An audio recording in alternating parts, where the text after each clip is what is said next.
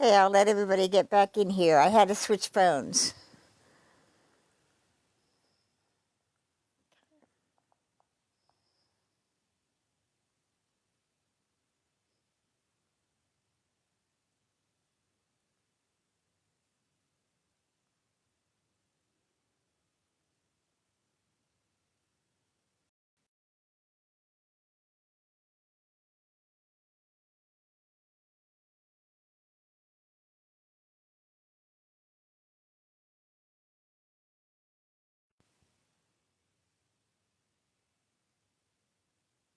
Okay.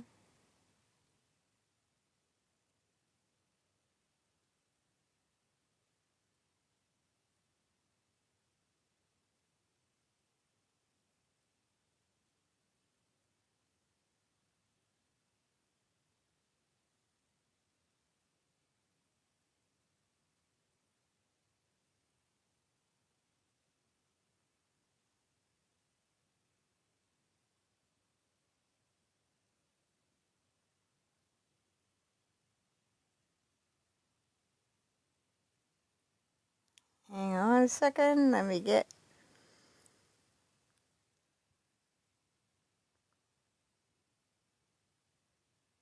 I'll just put that behind me. Okay.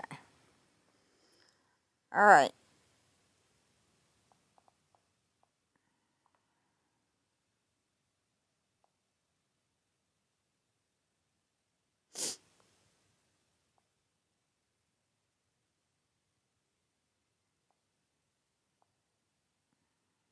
Okay.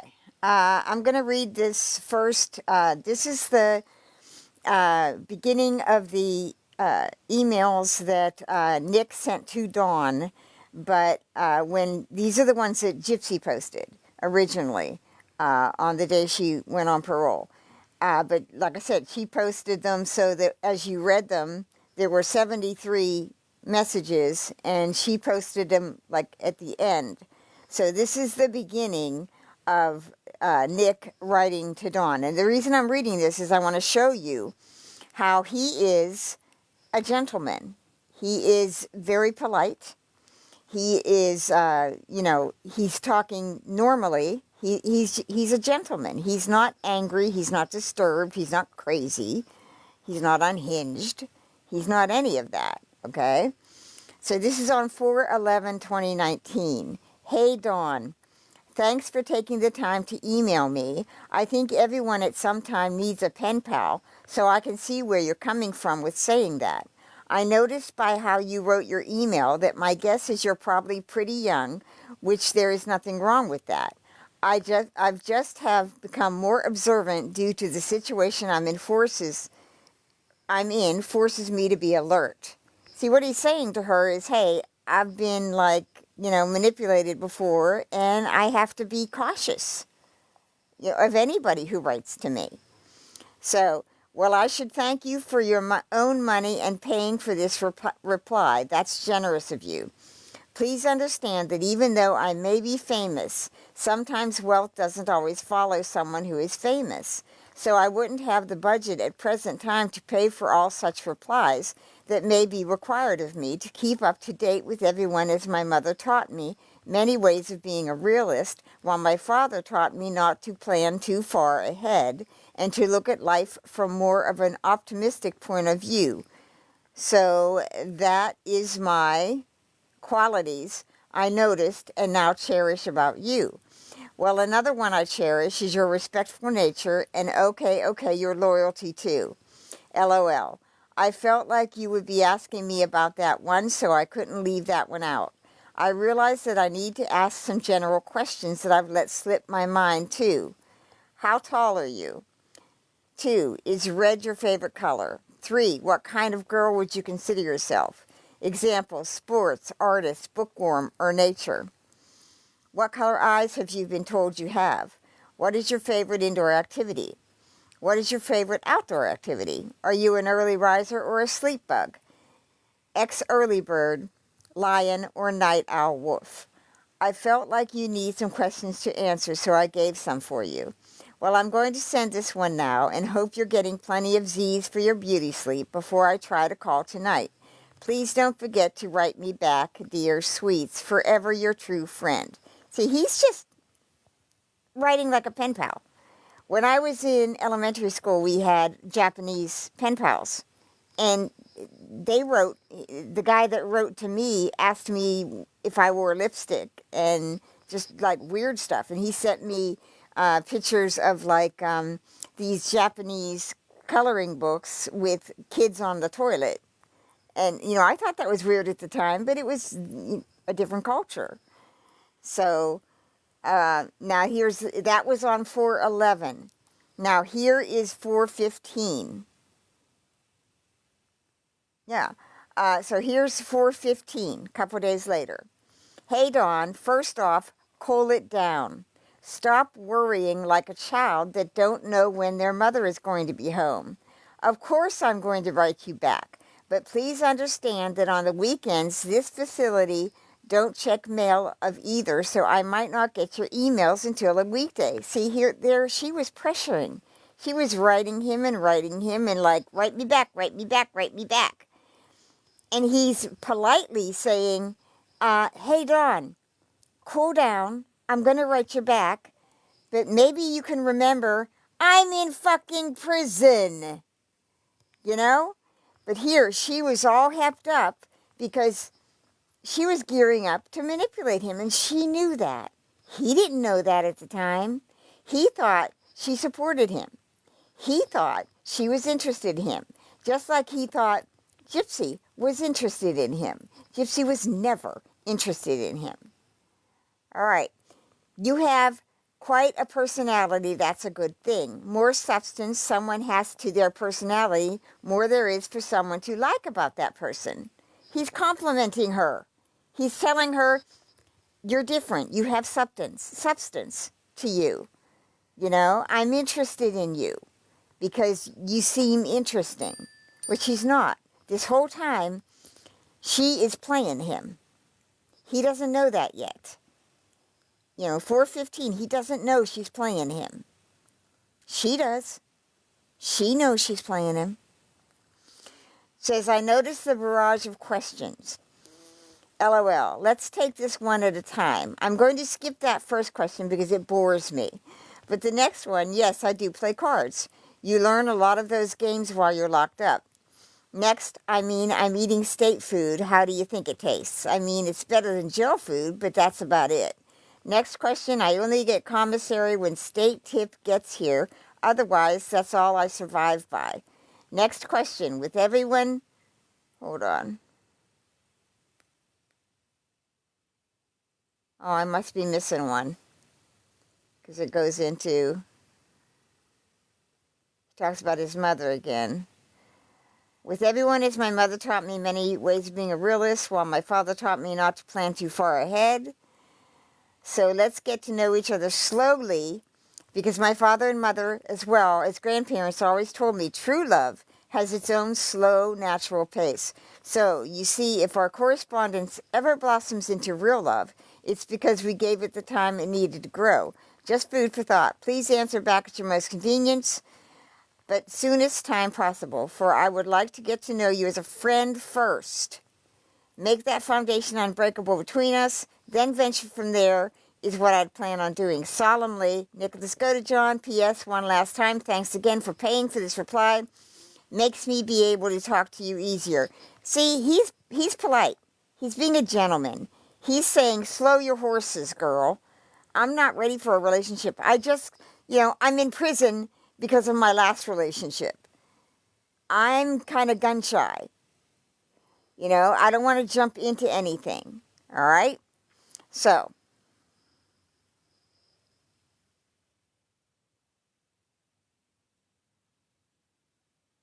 Okay, I don't know what that question means. Do I have an admirer? I probably have a lot of admirers. I probably have a lot of haters.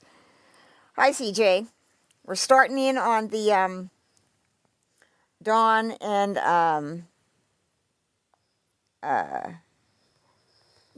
Nick emails, and let me turn my phone around. Hold on.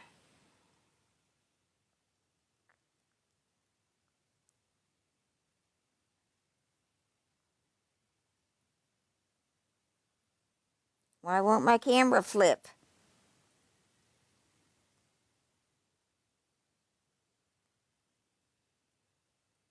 Hold on, I'm trying to flip my camera. Oh, hold on. Background's on.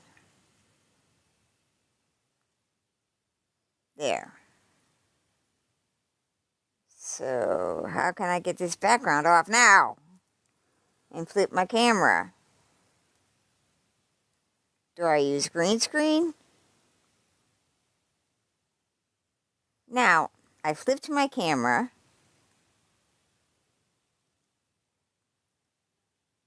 Do I take the background off?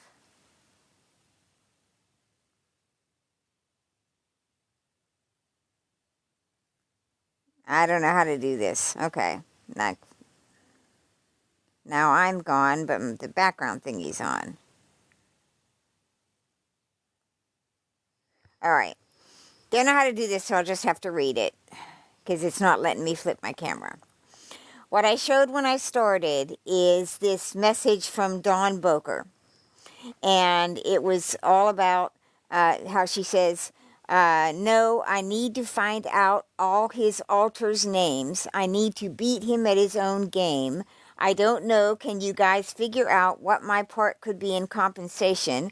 Or if you don't need these, I know someone will pay for these, LOL. I just want to be part of this somehow and maybe toss something for my time if it's not fine. Now, what I was trying to show you is if you go over to my Gypsy Rose Digital Evidence group on Facebook, I've got all this crap posted up, all this background on Dawn. Dawn Boker used multiple names on Twitter. Like I said, if you go over to, it's on Facebook, it is my Gypsy Rose Digital Evidence group, okay? I have all of the, and just, you can search that. That's public. So if you go up to the little search bar thingy, the little micro thing where it is, just put Dawn in there and all of this crap will come up. I've got the Facebook messages between Christy Blanchard and Dee Dee on there. I've got all of the background on Dawn on there. I've got Nick's appeal documents. I've got his the courtroom blog that takes every day of his trial. I have Dee Dee's autopsy.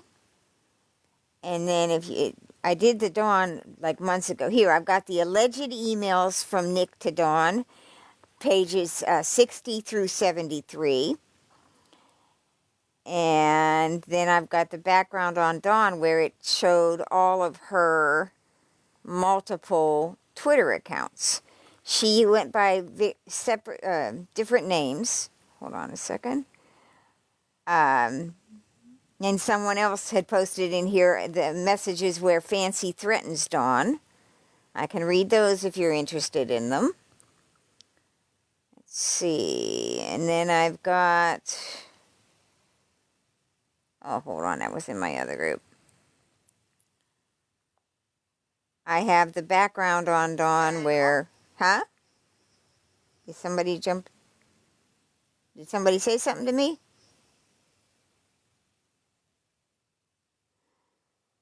Good night, Hannah.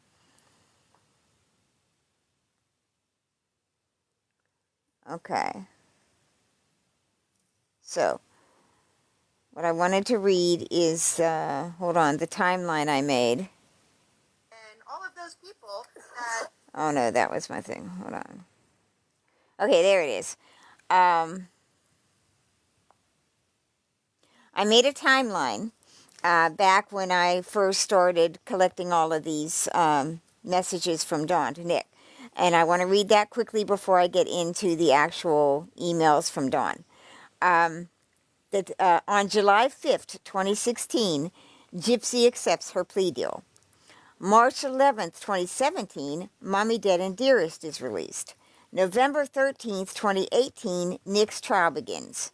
November 14th, 2018, that's one day after his trial begins, Rolling Stone publishes an article on Nick's trial, and they call it the Mommy Dead and Dearest trial. Okay, hang on a second. Where's my other? I'm in my private group where I store all my thingies. Hang on a second. Where did I put that other timeline? Must be on my other TikTok page. Anyway, it's stored. It's stored. I made a post about it. What I wanted to show you is basically Gypsy was working behind the scenes all this time to get herself the best deal. All right, and then once she got sentenced, took the plea deal and got sentenced, she started right away working on getting out of prison. All right, and spinning the narrative that would protect herself. Nick was on his own. Nick didn't have like Lifetime following him around wanting to tell his story. You know, Nick was completely on his own. He had his trial, then he had his sentencing in 2019, and then immediately in 2019, what happens with after you're sentenced and everything, your appeal begins immediately. So Nick's lawyers at the time, Nick's lawyers that ran his trial, they filed his first appeal. But they weren't the lawyers that defended him when it came around to taking that appeal to court. He had new lawyers. Those new lawyers were the ones who got this doctor to explain his autism and to explain how Gypsy used the characters to groom him. And those new lawyers were the ones who had Dan Gladwell testify that she was doing this with him before she met Nick. Okay? And they also had his old lawyers on the stand because they were trying to show how they misrepresented him, how they did not, call everything they should have to the stand, and how they did not impeach Gypsy when she lied on the stand. Okay? Okay, Audrey, just I'm going to just start reading soon in a minute, but basically what I wanted to show is immediately after Nick's trial, when he started his first appeal, Gypsy and them, the people behind Gypsy, knew that she had lied on the stand. So they knew they had to do something about that because it was out there. It's public record now.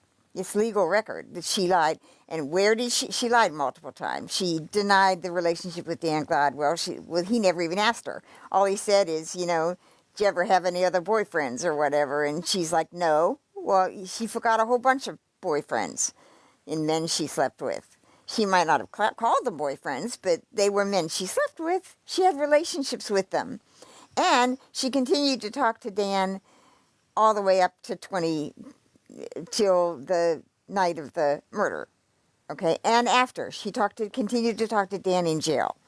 Now, so Gypsy's team, let's call them that, they knew that they had to handle her testimony and shit because she'd perjured herself. She lied. So what did she lie about? She said the characters were created for Nick's multiple characters. Well, Nick didn't have multiple characters, did he? So what do they do? They've got to come up with multiple characters that Nick had to show that Gypsy did this for him. It was plausible. So in enters Dawn. Okay, this Dawn Boker person. Now, how they came to know each other, don't know, don't care. The reality is they all eventually found each other. And when they found each other, then they started this manipulation of Nick. So what do? They go to Facebook and they start all these groups. There's a group called By Proxy. All right? Dawn's in that group. Dawn, Gypsy mentions Dawn in emails from prison. Okay, hang on a second, let me pull that up. Okay, I know I had it. You know what, I'll just go into my files and start reading. So, I got everything on different things. Okay, emails and texts. All right. I've got the original emails from Gypsy in prison, and I've got all of the emails from Dawn and Nick. Now, there is a prison email where someone writes to Gypsy and tells her that there's this Facebook group called By Proxy that Don Boker is running, and that it's, that it's an anti-Gypsy group, and that Gypsy should be cautious of it. And then there's a prison email, which I'll try to pull later, that where Gypsy is talking to Ken, and she's talking specifically about Dawn and Fancy going on Dr. Oz. That they're going to go on Dr. Oz and talk about the Nick emails. All right, and Gypsy's always pissed about everything that she can't control. But I'll pull that one later to see. Okay, all emails from Dawn. Okay, so I just read the one from Nick, where it was 411, that he was being real polite with her. Now these emails that have been floating around for a long time, they start. Hold on. Okay, the one from Nick to Dawn starts, what's the date? 4/23/2019. So we see that there's emails before this that aren't in this series here. Okay, because we have the email to Dawn where he's being real polite. That's page 73 of the ones that Gypsy posted. And that's written 4/11. This is written 4/23, where he says, that's where these emails that I was being given begin. It says, "Hey, dear Dawn, don't worry about it. It's done and over with. Just get glad Elsie is okay." Well, I must admit, the emails are becoming bigger and bigger in size of emails. But I'm hoping it doesn't get out of control. LOL. Look forward to your next email. Truly yours, Nicholas Godejohn. Okay, so then the next one is from Nick to Dawn, 4/23. "Hey, Dawn. Hey, it's Dawn, the woman. She is sweet as chocolate to me." See where he's being very polite, loving almost, complimenting her all the time. Hi, Misty. Okay, so I'm going to read a couple of these where it starts, but then I'm going to flash forward and go to the part where I found really interesting, where Dawn is introducing her alternates to him. Okay, so I'm going to put the phone down. Here, let me put a background on, so you don't have to look at that thing. Okay. I'm going to put my phone down here.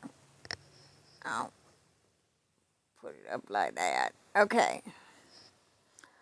All right, because I'm going to have to turn my other phone wide. So, this is how these were sent to me, and this is where they begin. It begins with a message from Nick. And so now I'm on Nick Godejohn to Dawn Boker, 4/23/2019. "Hey, it's Dawn, the woman who is sweet as chocolate to me. Yes, hun, the closer I get to you, the more I feel like you're drawing out my romantic part of me, the hopeless romantic. So letting you know how we have that in common, that we both tend to follow our feelings. With that being said, sweetness may just escape my mouth involuntarily, for I may not think it, but end up saying something sweet. Well, that'll become natural, just to warn you. Now, about that shortened phone call, don't worry about it. I did say I'm a family man, as I knew you could sense from our most recent call this morning. Heck, I just wanted to say hi then and make sure Elsie was okay.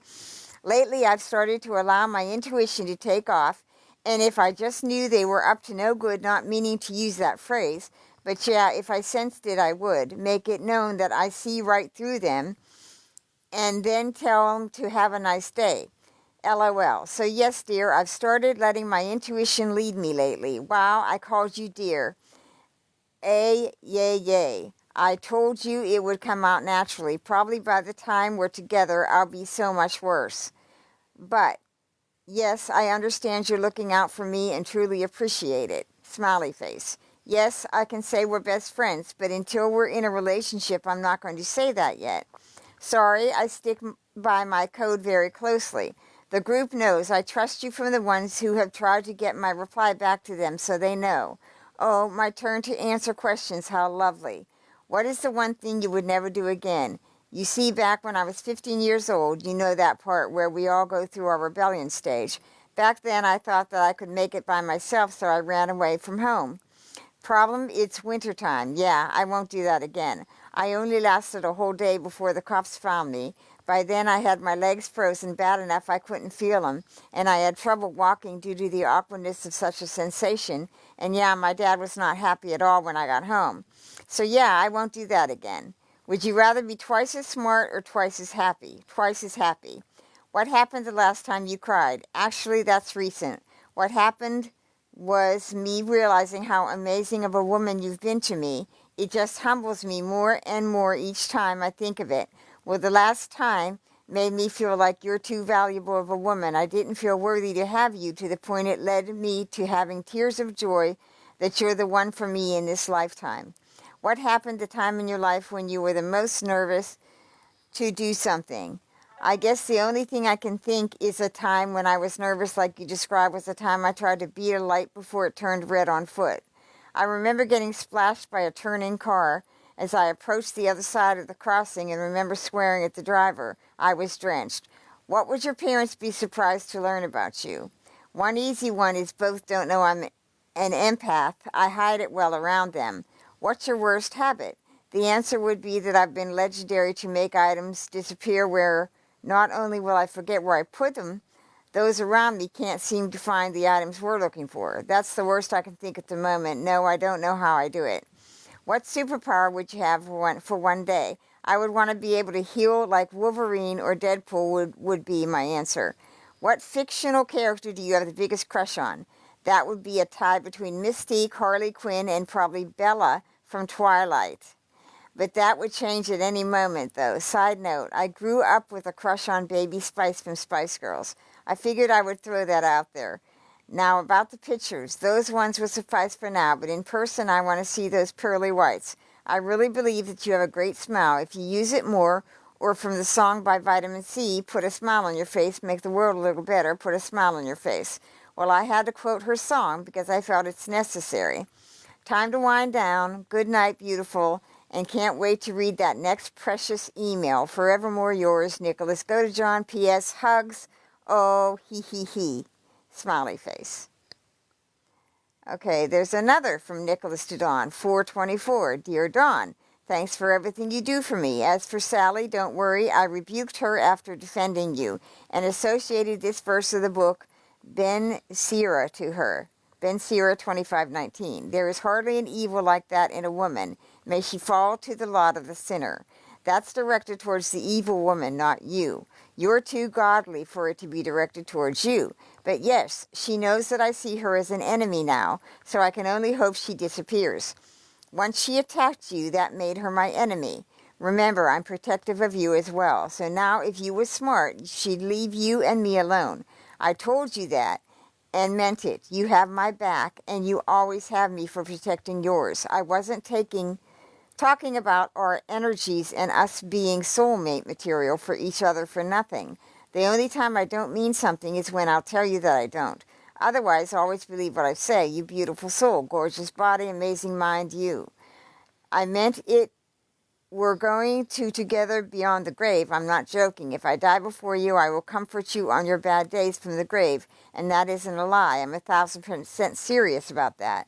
Just always please don't do what all my exes did and drop the ball on your side of things when you can clearly see that I'm doing my side and keeping up with it, because I assure you I would do my part and keep up with it. I know you can do yours. You've already proven you can.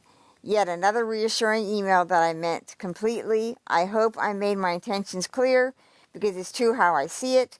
Can't wait to see your next email, dear. Forevermore yours, Nicholas Godejohn. P.S. I'll show you my fierce rebuke to her when it enters my sent box. I promise I will, so you can see godly words to the wicked. So there's another one, 424. He's written her on the same day. Okay. This is another one about this Sally. I don't know what happened with this Sally. But what I want to do is I want to go down to the kind of like the beginning of this Sally. But what I want to do is I want to go down to the kind of like the beginning where Dawn was starting to manipulate Nick. You already see where he's telling her, he's trying to find out, are they soulmates, you know? Hold on a second. And this whole time that Nick believes this woman is interested in him, just like Gypsy was, he's believing that this woman really truly is in love with him. You know, she wants him. She's his soulmate. She's telling him, you know, there's when he finds out that she's not on the up and up, he is very angry. And she's begging him to believe her. She's begging him to believe that it's these other women that are trying to keep them apart. Hold on, I'm going down. There's 89 of these. Okay. Here, so those were 411. That's when they started this, 2019. Here's 9/9/2019 from Nick. Dawn, you were using me from the start. Do you really believe that I believe you when you say you worship me? Give me a break. No one worships someone else, treats me like you did, just using me using me for fancy's info. I'm not dumb, so stop acting as if I am. See how easily you moved on. You never worshipped me. No one has ever done it. If you did, I would have known. Well, you just proved again that you wanted to use me again. Stop the bullshit. If you truly wish for us to work, you should stop fucking attacking me. Didn't I say that true love doesn't become rude?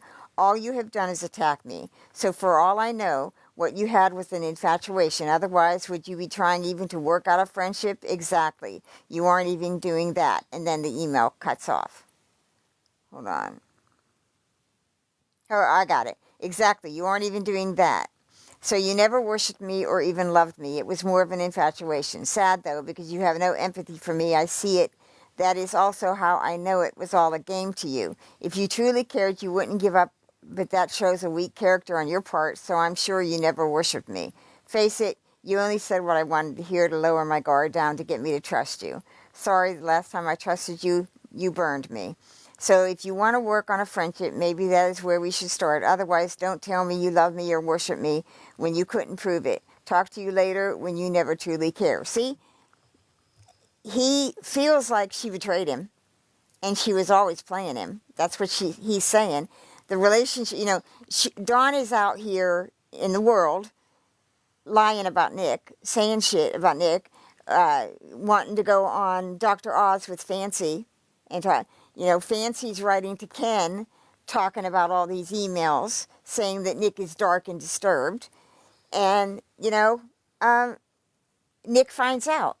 Dawn is lying about the relationship, saying that it was longer than it was. It lasted like 4 or 5 months. And Dawn is pretending like, how did he find out? That I'm not sure of. Well, okay, there were all these groups on Facebook, and they're gone now. I couldn't find them. But his dad was in some of these groups.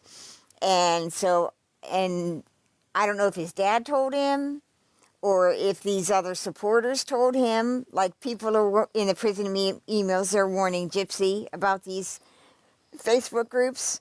I don't know. But I know that as far as I know, there was talk of it. I don't think they ever did. I know that Fancy and Dawn did a podcast, and I'll find that. I don't remember the name of it, but they did a podcast where they discussed these emails. But yeah, as far as how he found out, I know that over on Twitter, there's the Nick Godejohn support group. And that they were publishing, that in 2019, they were posting on Twitter about this whole situation. They posted when Nick confirmed that they started talking in April, and that he found out about them in like June or July. So, yeah, hang on a second. I'm trying to get my phone. Sit up here. Whoops. Okay. So hang on a second. Where was I? All right. So I'm down at there's 89 messages in here, and I've gone down to the bottom. I've gone down to 89 where Nick is, telling her that basically, she doesn't care. But you'll see in that message, he says, but if you want to work on a friendship, he's still willing to let this person be friends with him. He's still willing to let this person in his life, even though he has found out that she's betrayed him. And she's working with Fancy. So so that was 9/9/2019 from Nick to Dawn. This is 9/8/2019 from Dawn to Nick. Geez, Nick, I'll do whatever you want. I can't be without you, like you said. I feel incomplete. I fucking do. Me and Natasha talked. We are good. That's Natasha Cooper. We are good. Babe, what do you want me to do? I'll do it all. I publicly told people everything that by proxy is bullshit and exposed them all. Do you love me, or do you just want to make me suffer? Tell me I am suffering. Fancy is out to destroy my life because I exposed her lies about you, and I don't care. I will take it because I deserve it for trusting her, not anyone else. I do love you, and I am sorry, Nick. I fucking am. I have a major mental health disorder, too, but I am better. I'm on my meds. Everything's... Please, I love you, babe. I fucking love you. All right, now, hang on. I'm going back. This is... Okay, hang on. All right. Now, the page 85. Hold on, I got to go back a bit because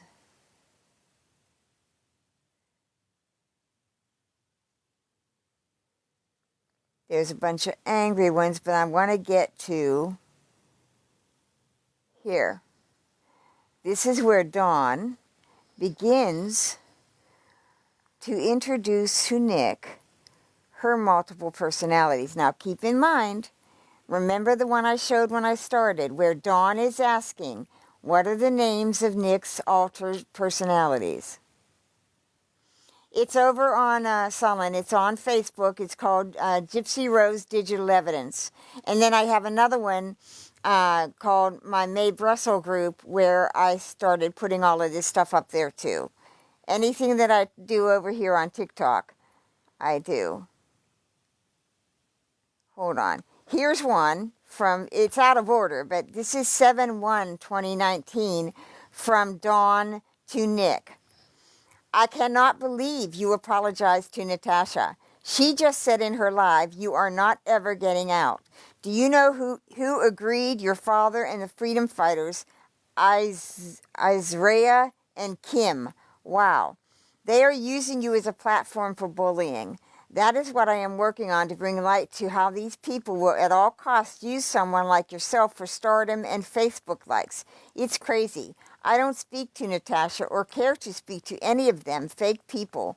You obviously lied to me about being able to see the truth in people because you are totally allowing all of them to use you. You tried to contact all these news outlets and she tried to contact all these news outlets and they think she is batshit crazy, Nick. You changed so much. She says such vile things about Gypsy, someone you supposedly always will care about. But here we are trying to show you the truth.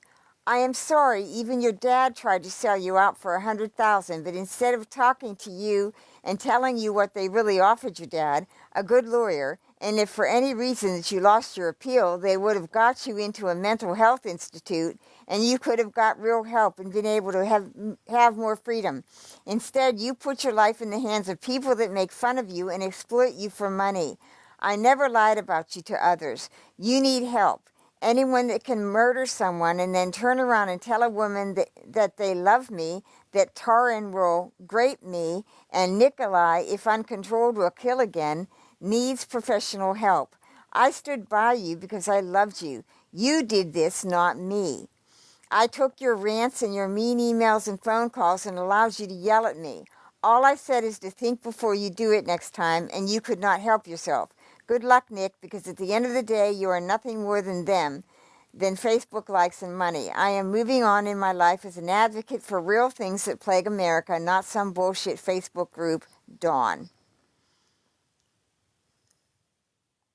Okay, now, wait a minute.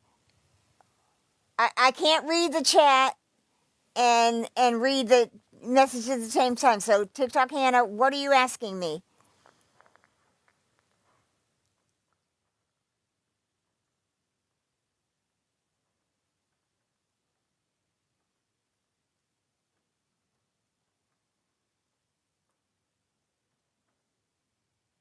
Okay,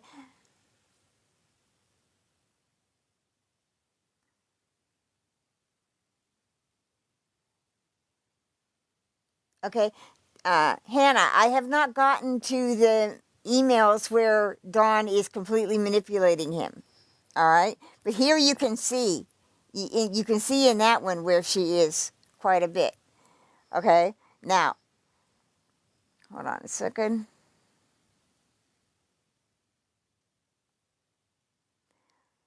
All right, this is a secondary email. I got to find the other one, but all right, this is an attachment. Okay, Dawn is writing to Nick. Now, keep in mind that prior to these messages to Nick, prior to her forming her relationship with Nick, making the Facebook group, she made a Facebook group on, where it was supposed to be a support group for Nick. Ended up that they were posting Nick's emails when he asked them not to. And, Dawn tries to say that all those women are trying to keep them apart. They're lying about her. All right? That's in another series of messages. But this is a secondary attachment. Dawn is claiming that she has alternate personalities. Nick, I wanted to introduce the rest of the ones I could get to come out and talk to you. This is difficult for them because I showed them to one person before and he abused them and almost got me put in a mental ward. Just wanted to say, hey, and I love you, Dawn. Good morning, Nick. It's me, Sway. I know you have already met me, but would like to really introduce myself. I am very sexual and charismatic. I love to be flirtatious with my daddy. I also can be very sassy because I am such a brat. I misbehave sometimes and need a good spanking and put in my place. I have a very high appetite for schmecks. Just thinking about you makes my tight little Pussy so wet. I am 18 years old and ready to play Sway. Okay? Sound familiar? Anyone? Does it sound familiar? Hang on a second.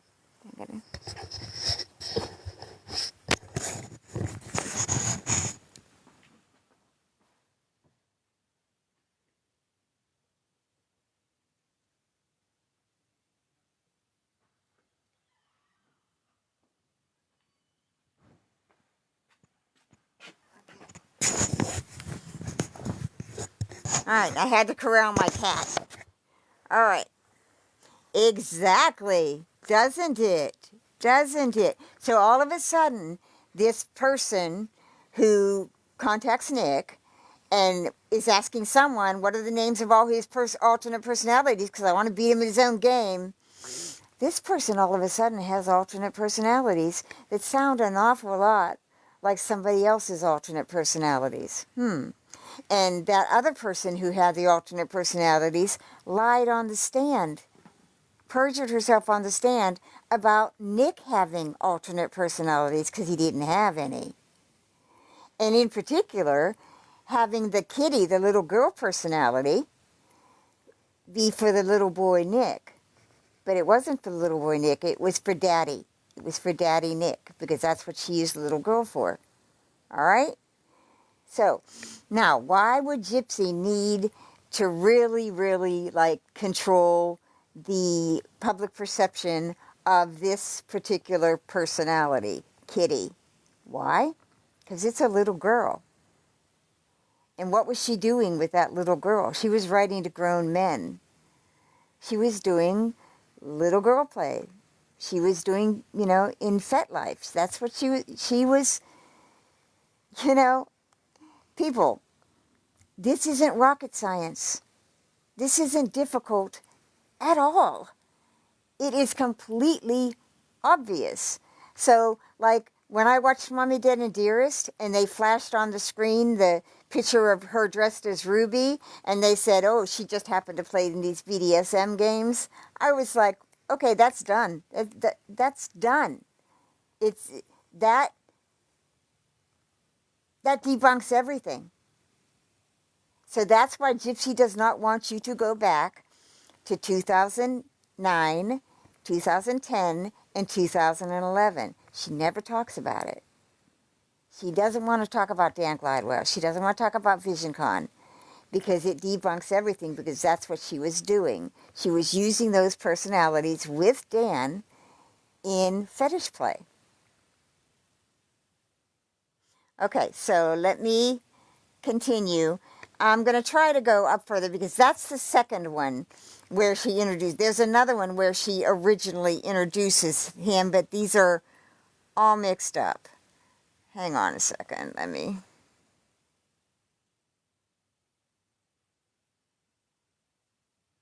And then there's messages where he's writing to Nick is writing to a Lola and a Dawn. More about his. Hold on. Because this one, when I read these, he refers to himself as Mr. Smiley.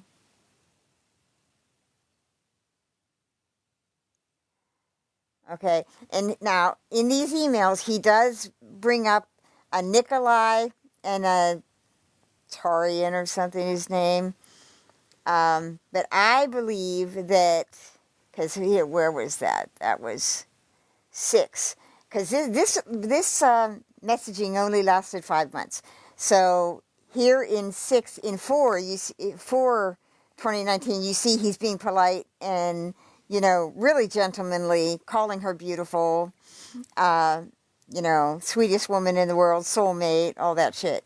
By 6, 2019, he's saying to her, I already regret you meeting Nikolai because you had to meet him when he directed the rage towards you.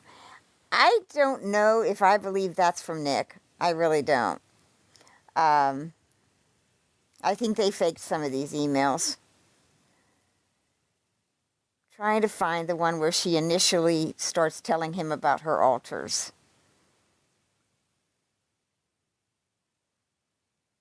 Because that is so much like Gypsy, it's not even funny. Give me some time. Okay, then there's someone from Don Boca to Nick, but it's, hi Nick, this is Alexia. I needed to speak with you. I hope you still care about me, so my mom knows I am in Natasha's group and I've been watching her lives. She said outright she does not support you on so many occasions. This Kim girl, the one who is trying to destroy our family, is really pissing me and Elsie off. Sorry for the language. I love you, Nick, as a stepdad, and I know you wouldn't lie to me because we have a special bond. Why are you allowing them to destroy our family? Your dad called my mom a swamp rat. That's supposed to be my step-grandfather. My mom took down the group because she found out that Kim was the mole working for Natasha. Don't you think it's funny that all of a sudden they are in cahoots? They are kissing Natasha's ass. This was their plan all along. My mom isn't different than any other human being, Nick. She loves harder than anyone I ever met, and she loves you. My mom isn't a liar. I just can't believe you are listening to these people. Stepdad, my father is a piece of shit and he don't live with us. So I feel like you're the only dad I have, and me and Elsie accept you and love you for you. My mom has DID too. I think you two are perfect for each other. I know you have to see these things, all those threats to my mom. Kim started, they all go back to her and Natasha, IP Addie. Well, I wanted to say to my new dad, happy first Father's Day. If you still want us as a family, we all love you, Nick. Don't let my mom's old support group tear the best family up in the world, Alexia. So that is apparently Dawn's daughter. Here, Dawn on 6/14, Dawn Boker to Nick. Hey, my love, I deserve being yelled at by Nikolai. It's okay, babe. I love every personality in you. I am sorry for questioning your loyalty to me. I just hope you understand that night I sat and saw your dad call me a swamp rat, and he was talking to Natasha as friends after all the vile things she says about you and your dad, your family, and Kim. She was the mole in our group. She thinks she won and that we are not together, babe. She is still working for Natasha. I am so sorry for my love. I will obey all of you. Just look I will obey all of you. Jesus, you assholes. Just like a good woman should in the Bible. No more arguing. I love you, Nick, and every single other person in you. I am in this for life, babe. Don't be upset, my love. This will be short because I am introducing you to my others that live in the next email. Sorry, it's taken a minute. I like you have to coax them out. Let them know you're safe and the one or two twin flame. Here, twin flame shit again. Gypsy was doing that twin flame shit. All right? We all want to know all of you, Nick. You're right. I will not argue anymore. Please, let's get to know all of us and mesh them as a family we all want to be. You are the sexiest, most complex, strong man I ever met. I'm so thankful to God he brought us together. I've been waiting for you for so long, and now I get to finally be with my twin flame, my soulmate, Dawn. Do y'all see it? Do you fucking see the pattern? I mean, seriously, do you see it? This isn't even hard. This is why we've never seen these. This is why Gypsy would post the angry ones from Nick to make him look unhinged. This is why over on Reddit, those emails from Nick yelling at Dawn were always posted. For the past how many years those have been over there available on Reddit, but these have not. The Dawn part has never been posted public available. Never. I've never seen it. And everybody was saying, look, how are we to analyze these messages from Nick if we don't see what he's responding to? We can't see what Dawn was saying to him that made him respond the way he did. A conversation is two ways, not one way. But they didn't want to show these because these shows how Dawn was manipulating him. And she was manipulating him in the same way that Gypsy did. So hang on, I'm trying to find. There's a whole bunch about the groups and Natasha. There's 83. It's going to take me like 4 hours to read all of these. So what I wanted to get to tonight is where Dawn is claiming to have multiple personalities. Because you will see the similarities in Gypsy with Nick. Hang on.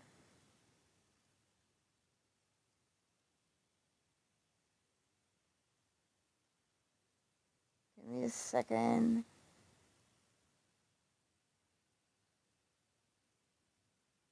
I can go down to the, it might not be in here. I know the bottom one has it. So I can just go down there and read those ones. Try to, I said, this takes time. It takes like, 10 hours a day just to organize all this shit. Yes, I completely, yes, you're right, Sullen Beauty and Patty. I believe that Gypsy ran all of this. I really do. I believe that Gypsy was in this from the get-go. And, she was running it all. Because there's another email from prison, I don't know if I'll get to it tonight, but where Gypsy is writing to, it's not Dawn, it's another woman that is supposedly dating Nick, and she's warning this person about Nick. Okay, hold on. All right, there. Okay, this one.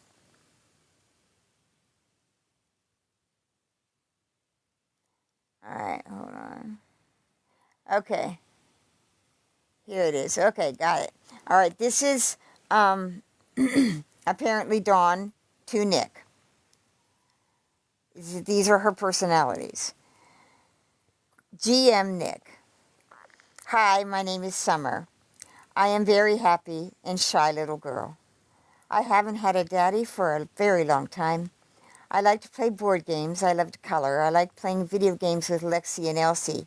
Hee hee hee. I don't know what else to say. I hope we can play one day. I am 9, Summer. Nick. My name is Lola. I am pretty much a recluse. I have bad anxiety and depression. I am always fighting every day to stay alive. I am very broken and hold all of our hurt and pain. I helped when Dawn was little, and I am the one that would fight Dawn to take over so she didn't get raped first and every single time. She was always protective over us. I got stronger, though, and began to come out a lot more. I would like to tell you something. I will always tell you the truth. I just want you to know Dawn is not okay without you. I don't think we all are, to be honest. I am a godly woman who respects her significant other. I believe every woman should live as the Bible tells us to. Obey your husband. Loyalty is everything. I can't wait to cook for you, clean for you, have your shower ready when you get home, food on the table, clothes ironed and placed perfectly away just the way you like. I want to serve you, worship you. I want to be worthy of your love and light. I am the rational, quiet, obedient side. I will not allow Dawn to argue with you anymore. I'm working on taking more control because I think you will love me more and more because I am the one you talked to when you said I was your twin flame. You're the divine one. I am very spiritual, and my gift is to see unto others also. I know, Nick, you have so much shit on your plate with those other women. I have your best interest at heart. So hopefully we can have that civil talk like you want. No more polarization. I am very protective over you, so please note that I am loyal and I won't go anywhere, Nick. God has chosen us to be against the world to prove our Lord that we listened. I was blessed enough to hear the voice rolling through my ears from heaven, that feeling you just knew it was mighty and filled with love and power. I know you know what I mean, since you have spoken with him. It came to me and told me I am not to give up on us and to keep talking to you, and he is going to show you, Nick, I am yours. I am to worship the ground you walk on, and I mean this as I fall before your feet, just worshiping you and lifting your name up to the heavens. It's us against the world, hun. Lola. Hey, Nick, it's Dawn. I can coax out right now. Maybe once I see you interacting with them, they will come out. I hope you're doing okay, babe. Well, I am going to my sweet, sexy love nugget, Forever Dawn. Catching the pattern. Are you catching the pattern? Do you really think that Dawn wrote those profiles for the... Here's Nick to Dawn. Hi, Dawn. Thanks for showing me each one. I know you still have more. They'll come out when they're ready. Love you too, and I'll see how each may match up with my personalities. Hi, Sway. I've done a very good job of introducing yourself to me. Or wait, yeah. Hi, Sway. I've done a very good job of introducing you, especially for an 18-year-old. After talking to you a bit, I feel I'm dominant. Personality would be perfect for you. A dominant person. Because what you said in your introduction fits his criteria perfectly, because he does indeed like to put the daddy's little slutty girl type into her place. So I'll have to introduce you to Max one of these days. It says, hi, Gremlin. Thanks for introducing yourself as well. It seems you'd be the... I'm not sure. Something inside Dawn that I was warned about. It's nice to make your acquaintance. Gremlin. I don't know who this Gremlin is. It seems, however, that you may fit Tarian. That is the sexual demonic part of me. I just say be advised, once Tarian meets you, me knowing how he is, he'll first test how willing you are. Then, if willing, he'll take you. Very roughly, but since you're a perfect match him for him, I'll give you a head start on knowledge about him just by saying he does enjoy rough sex, but his favorite is grape. So the more of a struggle and a challenge you give him, the more he'll enjoy it. One more thing that drives him crazy. Now, these are attachments, by the way, okay? They're not actual emails.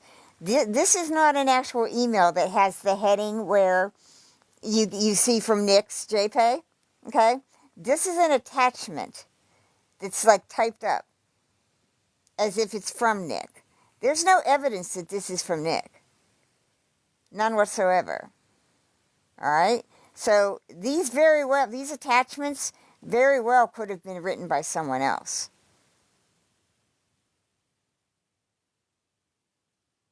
There is no evidence that this is from Nick. None.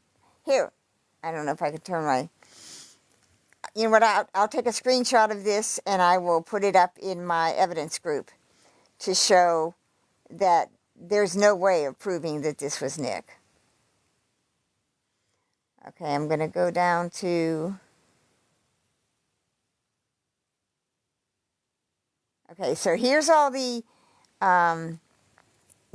people that Dawn claimed she was. There's a Lola, there's an Elsie, there's a Sway, there's a Gremlin, there's a Summer. Summer is the little 9-year-old girl. Kitty was Gypsy's little girl. You know, Lola is the godly person, the twin flame that wants to worship him. Sway is the Schmeck's kitten. Candy. Sway is Candy. All right. I don't know if Gremlin would be Demona, but, there is no comparable Gypsy character to Lola. Lola probably would have been the Gypsy character who worshipped and adored him. All right, but this has Gypsy written all over it. If you can't see the patterns to this, that's why we've never seen this. We've never seen Dawn claiming that she had multiple personalities, and then Nick playing along. All right, and okay, if Nick always had these personalities, Nikolai, Tarian, what's the other one? Why couldn't Gypsy name them on the stand? Why couldn't Gypsy name them when Dr. Phil asked her? This is Gypsy. This whole thing with Dawn, and they were trying to manipulate Nick into claiming that he had alternate personalities. And like I said, he never did. So here it says Nick on 6/18. Nick to Dawn. Stop worrying about it. We got us, our alters. Elsie and Alexia to worry about. Who cares what they all think? We should only care about what our family thinks. I know this has been a rough ride for us, but I never said it was going to be easy. We have all we need with each other, our girls. We don't need anyone else. So this means Elsie and Alexa are Dawn's daughters. So this means that Dawn was bringing her daughters into this bullshit. You know? Dawn, from the get-go, we know that Dawn is trying to manipulate Nick because she writes to whoever saying, what are the names of his altars so I can beat him at his own game? You know? And how can I get paid for this? And then she is bringing her own daughters into this. Unless her daughters never knew about any of this and she was writing in the names of her daughters. But my point of all of this is this Nick infiltration group that did exist. That's part of it. Okay? Those emails are part of it. Do you see how they started this from the get-go, the minute his appeal started? The minute his first appeal was started, this shit started. And then it continued all through 2019. Okay, when I first started posting about the infiltration group and the Dawn emails, I started getting messages from all kind of people telling me that Dawn is sorry for what she did, and she'll only go on Natasha Cooper now. She only trusts Natasha Cooper. And they tried to send all of these messages where Fancy was threatening Dawn. And those are posted over on my GRB evidence group. Dawn is still, I know she still has a Twitter account and she has a Facebook page, but I don't see her being active. I think that she's watching this right now, Dawn. I think you're all watching it right now. Because anytime this shit comes up, you got to pay attention because you got to spin it. So, it's 9 o'clock. I can continue reading a bunch. I mean, what do you guys want me to do? What I wanted to start with is how, Dawn started this right out the gate with, hey, I've got alternate personalities. Let me introduce them to you. And then you can introduce me to your alternate personalities. Yeah. This all started in 2019 because Gypsy had to handle what she did on the stand. Gypsy knows that Nick did not, when they were together, Nick did not have alternate personalities. Gypsy's alternate personalities, like she printed in her book, were not created for Nick. Like she told Dr. Phil, they were not created for Nick. They were not. So, Gypsy's constantly got to go back and spin and respin because her story has to be believed by the public. Because if the public doesn't believe her story, guess what? Her plea deal's no good. Because she's lied about everything. She lied about her mother. She lied about Nick. She lied about the reason for the murder. She lied about everything. She lied about her entire life. So,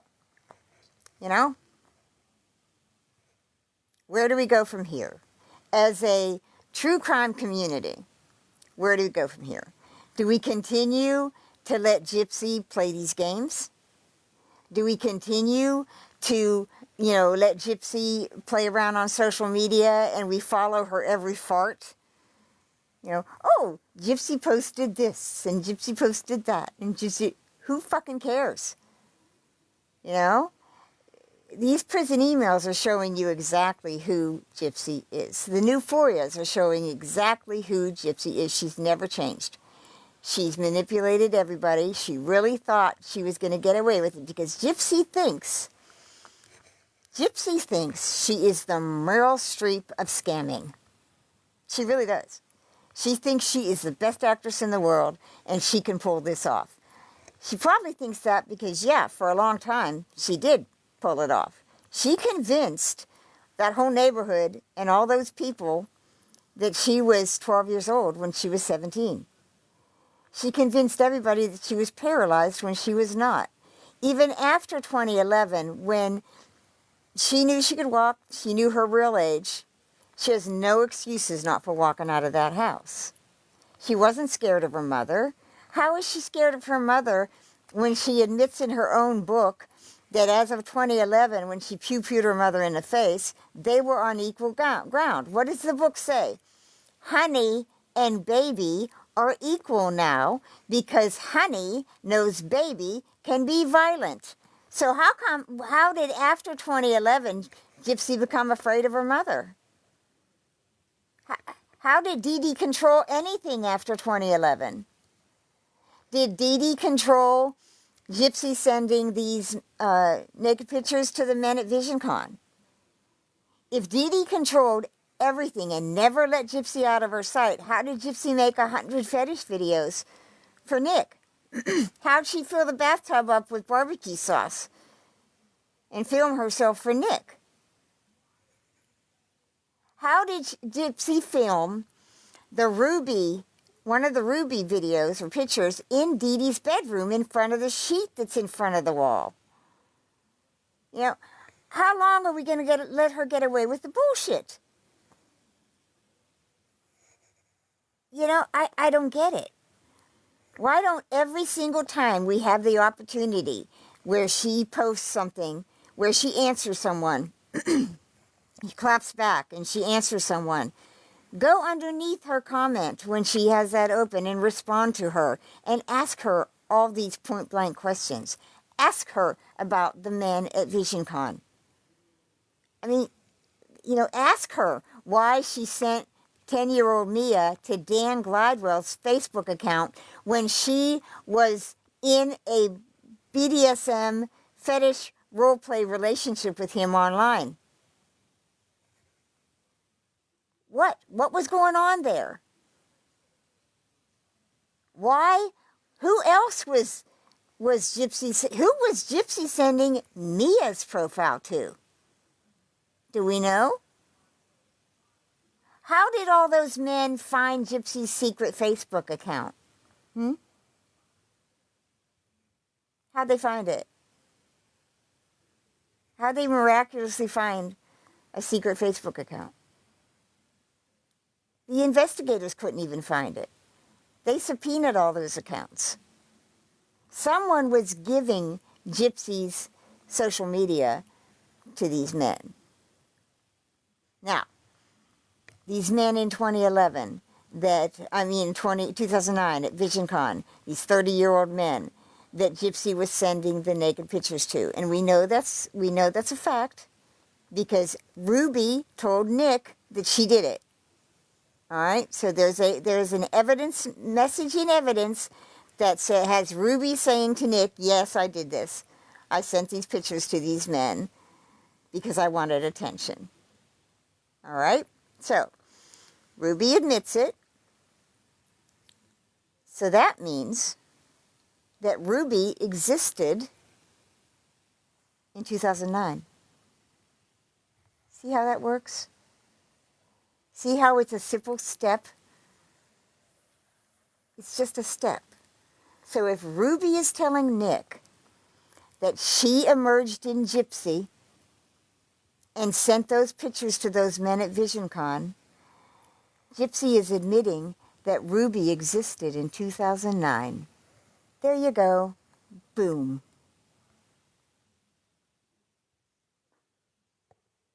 See the pattern? Can you see the patterns in these messages? Do you see the messages where Dawn is, crying to him or writing to him, and she's, Dawn has a certain language, Dawn has a certain way of speaking, and then you go to these, here, let me introduce my alters, and it's well written, it's Gypsy written. You're not going to tell me, you're not going to convince me 1 inch that Gypsy wasn't involved in every single bit of that. Which means she was trying to contact him. Gypsy should have had nothing to do with Nick when she was in prison. That's part of her thing. She had nothing to do with him. But this is how she was trying to manipulate him and get to him. Notice the one where Dawn said, one where I read where Dawn is saying, you're relieving all these other women and, you know, blah, blah, blah. I can't, there's one where she says, I can't believe you apologized to Natasha. Natasha's no good. Now she's with Natasha again. Do you see how all this has worked out? So now we got Natasha fighting with Bree. And it's all a game. It's all a script. It's not on Nick's side that it's the script. So after I started printing these and posting these emails, and I put them up on my evidence site on Facebook, I started getting all of these messages from everybody. And they were telling me they wanted to send me information about Dawn. They wanted to send me these messages where Fancy was attacking Dawn, and that Dawn is sorry for what she did, and she's, she only trusts Natasha Cooper now. So, those were given to me backstage, behind the scenes, like PMs and emails. And it's like, why won't all of you people, all of you have all this shit because you've worked with Fancy and you've worked with Christy and you've worked with everybody, put this shit out. What are you keeping it backstage for? If you want us to trust you, if you want us to believe you, put it out. Put every single bit of it out to the public. Or shut the fuck up. I got these messages saying to me that one was from that Brandy. She said that people still write to Nick, and they wanted to send me information, and people still write to Nick, and they're concerned because they think he's still disturbed. It's still going on. So I'm going to say right now, all of you women out there that are connected in any way to this, or that were connected to this in 2019, if you are still writing to Nick Godejohn, stop it. Leave him the fuck alone. Okay? If you don't leave him alone, I'm going to dedicate my time to finding out who all of you are, and I'm going to put you all into the light. I'm going to drag you kicking and screaming into the light. Leave this man alone. Got it? I know you're listening. I know every single fucking one of you are listening. You've been listening to me since I started doing my 10-minute little things over here, and I started talking about Nick's autism and how I'm going to show how he thought and how Gypsy groomed him. You have been listening to me since then. You have not been able to discredit me. You've not been able to frustrate me. You've not been able to taunt me and troll me into stopping, and you're not going to. Hi, Cherish. All right, so I didn't have anybody up on panel because I wanted to read that stuff. I can have somebody up on panel and we can discuss it now. And then I'm going to continue this because, like I said, there's 83 messages in there, and I've got more. I've got attachments to where Gypsy talks about Dawn in the prison emails. Okay, I know Sullen had talked about wanting to come up. I don't know if you're still here. Does Hannah want to come up? Does anybody want to come up and discuss what we've discussed so far? This isn't over. I'm going to, I've got probably 100 lives that I can do just on this topic. It's hard when I start reading all the emails. It's tiring. My mouth gets dry. It's really hard to read more than, say, 20 emails in a live. So, okay, does anybody want to come up?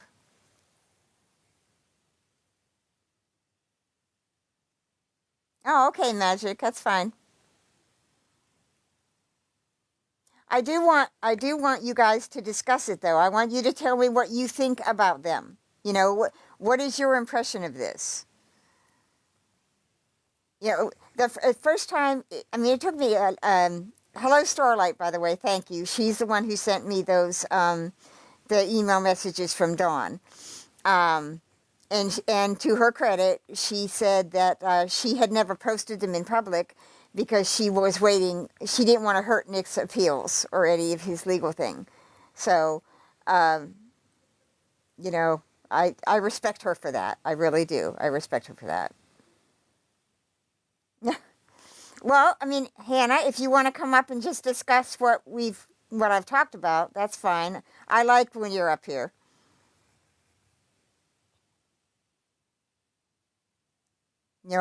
Does anybody have any other questions that, about the emails?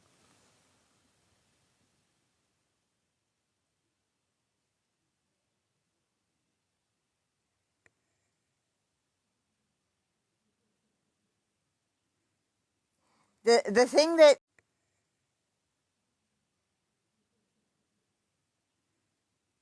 the thing that struck me right away.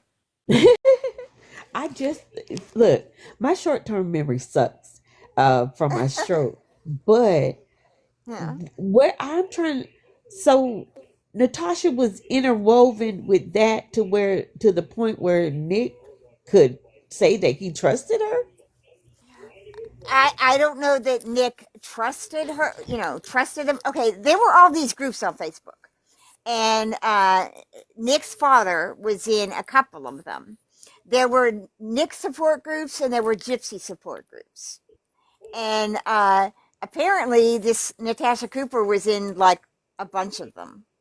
And then also, Natasha Cooper has always had a Facebook page called like True Crime with Natasha Cooper.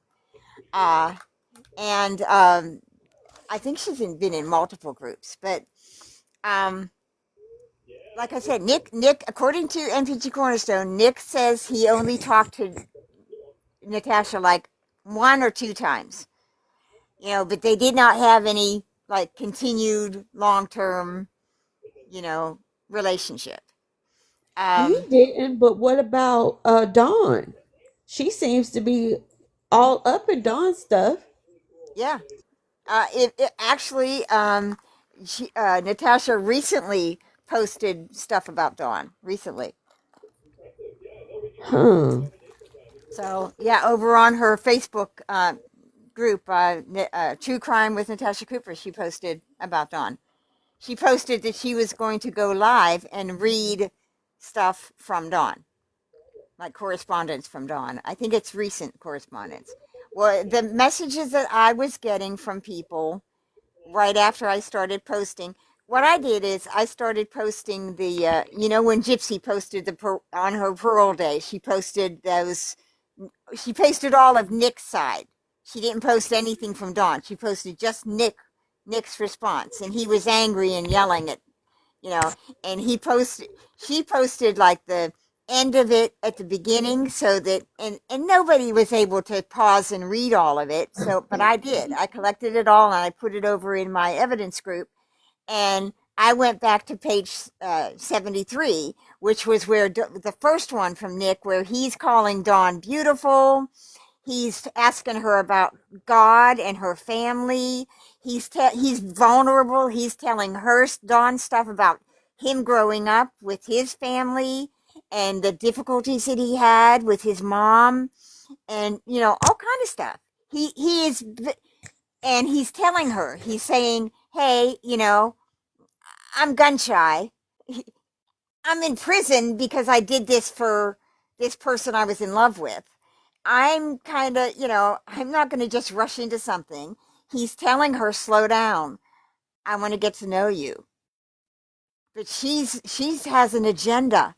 He does not know when he meets her in April, when she approaches him and says, "Hey, I got this support group for you on Facebook, and your dad's in it, and we want to start letter writing campaigns. We want to support you. We want to get you out. We want to get you a lawyer. We want to collect money for you. We want to help you." He doesn't know she has another agenda. Nick does not know in April of 2019 when it starts. and she's being all nice and saying she's in love with him and she worships him, that she's really trying to get him to claim that he has multiple personalities. So that Gypsy can say, okay, these are the names of his multiple. This is what I made Kitty for. This is what I made such for. This is what I made Demona for. All right. But she can't say that. Why can't she say that? Because Ruby wrote to Nick and said, I emerged in Gypsy and used Gypsy's hand to take naked pictures of me and send them to the guys at VisionCon in 2009. So that means Ruby existed in 2009.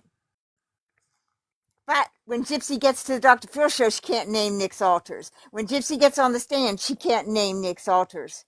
And specifically, she says, Kitty, the little girl, was created for Nick's little boy. What was Nick's little boy's name? Didn't have one.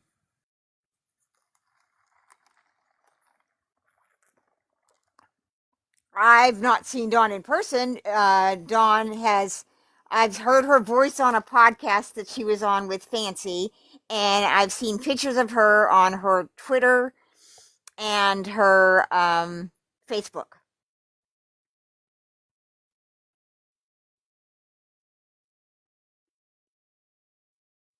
Yeah, yeah, Hannah. Dawn did. In fact, I'll. Join. Hi, Chaos.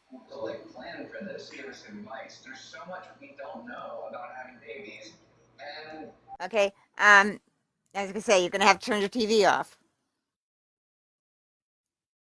So, So Nick's dad did try to sell him out. I don't know. I mean, that's an allegation from Dawn, but can we believe any of these people?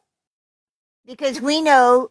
Here's what we know: all of these women were trying to manipulate Nick in some way to expose himself, to look unhinged, to look disturbed. They were all trying to do that. Okay, so can we believe any of them? And now, years later, where they're all trying to spin it in their own favor, can we believe anyone who was ever on Gypsy's side? No.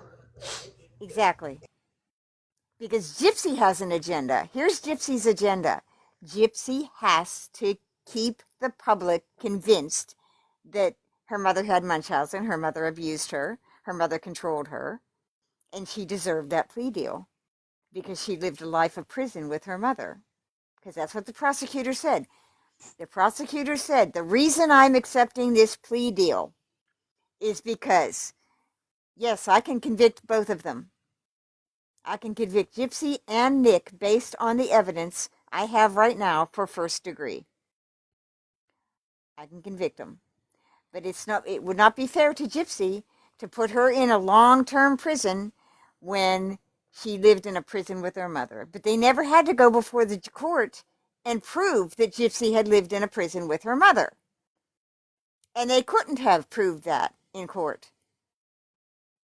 Because if that defense attorney had taken Gypsy into court and that prosecutor had cross-examined her, he could have torn that defense apart in 5 fucking minutes.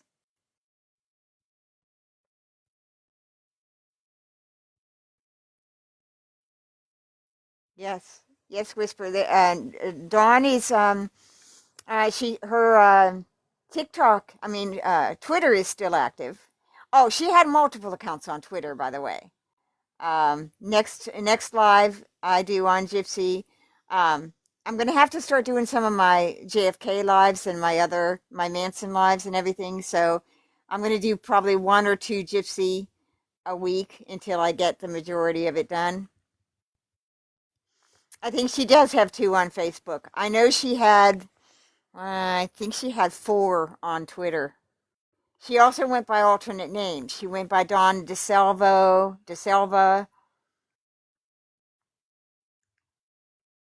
So I wonder why she put her children up in that mess and then had them calling him daddy. because that's one of the because they're appealing to Nick's need to protect. You see, Nick, Nick is only in this, predicament because he wanted to protect Gypsy. That was his only motive. That was it. Nick's motive was he wanted Gypsy in his life. He was completely in love with her, completely obsessed with her. And so every time he tried to back out, because he tried to back out repeatedly, all right, he wanted Gypsy to run away and live with him. She didn't want that. She needed her mother gone because her mother was going to her mother was done with the con. Her mother couldn't do it anymore. She was sick. She could not drive. She could not push Gypsy around in that fucking wheelchair. She couldn't keep the game up. All right, to the outside world, Dee Dee was Gypsy's only care. Gypsy, to their eyes, Gypsy was paralyzed. That meant Dee Dee was picking Gypsy up and putting her on the toilet, or picking Gypsy up and changing her diaper, or picking her up and putting her in bed. Dee Dee was doing all the cooking. She was feeding Gypsy. She was taking her to all the doctor's appointments. Dee Dee was her sole care. So if Dee Dee's unable to walk and they see her, Dee Dee can barely stand, people are going to start asking questions. People are going to start to say, hey, Dee Dee, do you need help? Because we see that you're sick. Do you need help with Gypsy? You know? What would have happened then? Gypsy knew the con was over. And if Dee Dee passed away, or, if Dee Dee got sick, Gypsy was going down for the con because Gypsy was of legal age. And had she stood up and, walked around, she couldn't have pulled it, like she couldn't have blamed it all on her mother and said, oh, she forced me. Because all of this stuff about 2011 would have come out.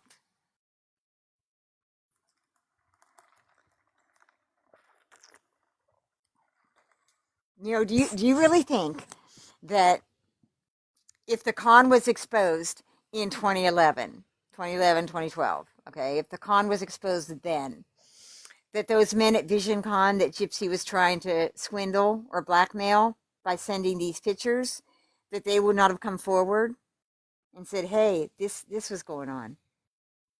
Those men had to have told someone. Okay, maybe they didn't go to the police. All right, maybe they didn't, because here's what they probably thought. Those men at VisionCon thought she was 13 years old. They also thought she was mentally slow. So mentally slow people, when they go through puberty, they do act out sexually. They do that. Okay, they're generally monitored by some kind of supervision. All right. So those men probably thought, hey, this girl's mentally slow. She's doing this. We don't want to get her in trouble or embarrass her or whatever. They might have approached Dee Dee because they knew Dee Dee at VisionCon. So they might have approached Dee Dee and said, hey, Gypsy's doing this, They definitely would have approached like David Blanchard or whoever was the head of VisionCon. Why? Because if they didn't approach someone in some kind of legal authority, then they would have been looked at like, oh, you're keeping this secret on your phone? You're keeping, naked pictures of this young girl on your phone? That's a federal charge. Their lives could have been destroyed. Those men approached someone. They've never come forward since, but they approached someone. And my guess, it would be David Blanchard that they approached. Are these men going to throw away their family? Are they going to risk No, their but you could entire tell lives, that their that's what he was doing. You could tell when he asked that cop in that interrogation room, he's like, dude, what do I tell these people? We made her a mascot. Mhm. A mascot of what? Not only that, Hannah, do you remember when right away he gives up Dan Gladwell? Hey, have you ever heard of Dan Have you heard Gladwell? about? Yep. Yeah, Yep. because do you know about Dan? He was fishing. David was fishing to see what they knew. Okay, because right away he says Dee Dee told me that Gypsy ran off to be with Dan Gagwell. Now, does he say Gypsy said or David says that Dee Dee said Gypsy a cab, took a cab that night. So, okay, let's analyze that for a minute. Did Gypsy wheel her wheelchair down to the cab? You know, I mean, or did she walk together? But we know now by Gypsy's story that she walked a block or whatever and went to the neighbor's house and asked for a ride, and the guy took her. And we know that's true because the man's wife has posted on the internet about that night. So, you know, And th- then him trying to pretend like he couldn't see. I looked in that room and I couldn't see her body. You couldn't see that big bodied lady in that bed. You saw that lady. Like they were kind of caught. Well, no, by the time we saw the crime pictures, the blankets had been pulled down. So she was covered. She was covered completely. she But wasn't she wasn't flat though. She was no, undercover. You would see the hump in the covers. She didn't go flat. no.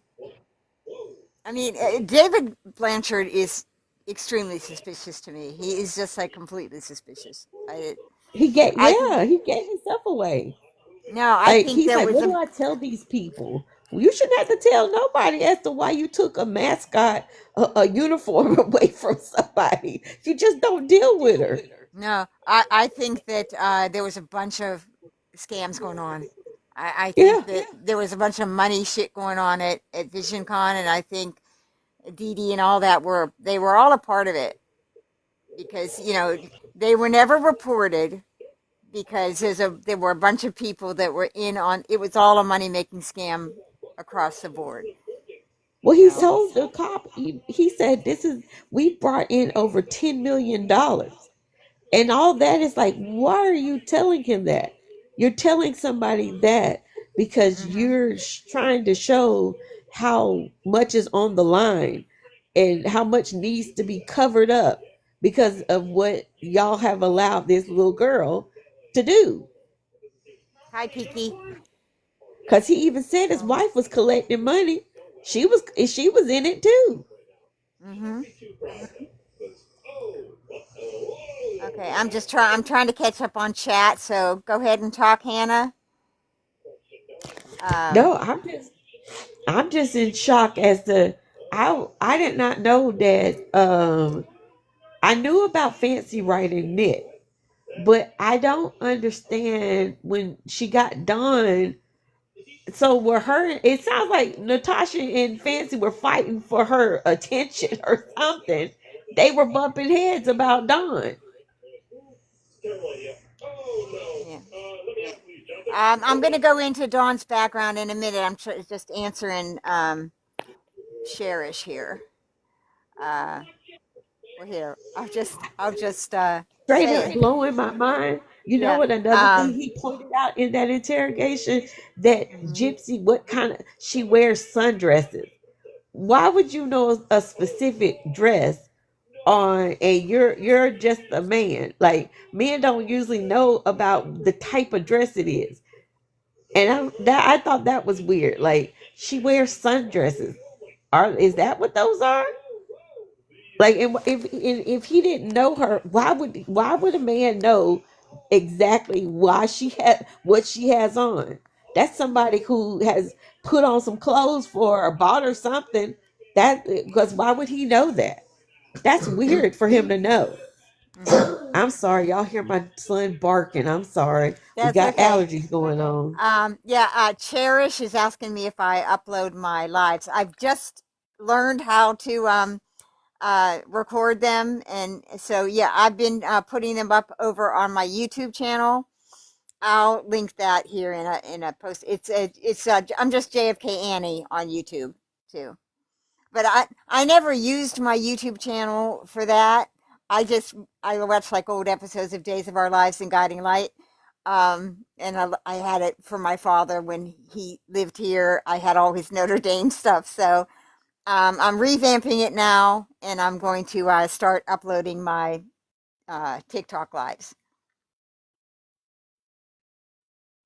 So, so I'll upload this one too, and then maybe I'll start doing some of those 10-minute ones where I read some of the emails or whatever. I thought there was a way where I could like make my own video, like not like a live, like I can make my own video and upload it to TikTok without going through the TikTok studio thing. There is. I don't know. Not unless you do streaming. Would Well, it be streaming? I don't know. I just found out. See, I don't have that whatever they use on to make the YouTube videos, that StreamYard or something. Uh I huh. don't have anything like that. But I think I just found out that I can do it over on Facebook. I can do lives too, and Instagram or Facebook or one of those. I can do lives like Okay. this. Um, So, but yeah, my biggest thing that I wanted to start with these Dawn emails is how Dawn went into it with an agenda. Nick didn't. Nick is sitting there in prison, and the one that that really right away when he's talking real nice to her. He's like really like sharing things that I wouldn't share. I wouldn't share shit about my childhood. I had a crazy childhood. Every once in a while I do if I want to make a point, but that's nobody's business. And it makes you very vulnerable. When you're sharing shit like that, you're sharing a part of your life that, was traumatic. And in that other one, where like the questions he sent to her are like, "What's your favorite color?" Uh, he talks about books and shit. He talks about God at some point. He talks about his environmental stuff.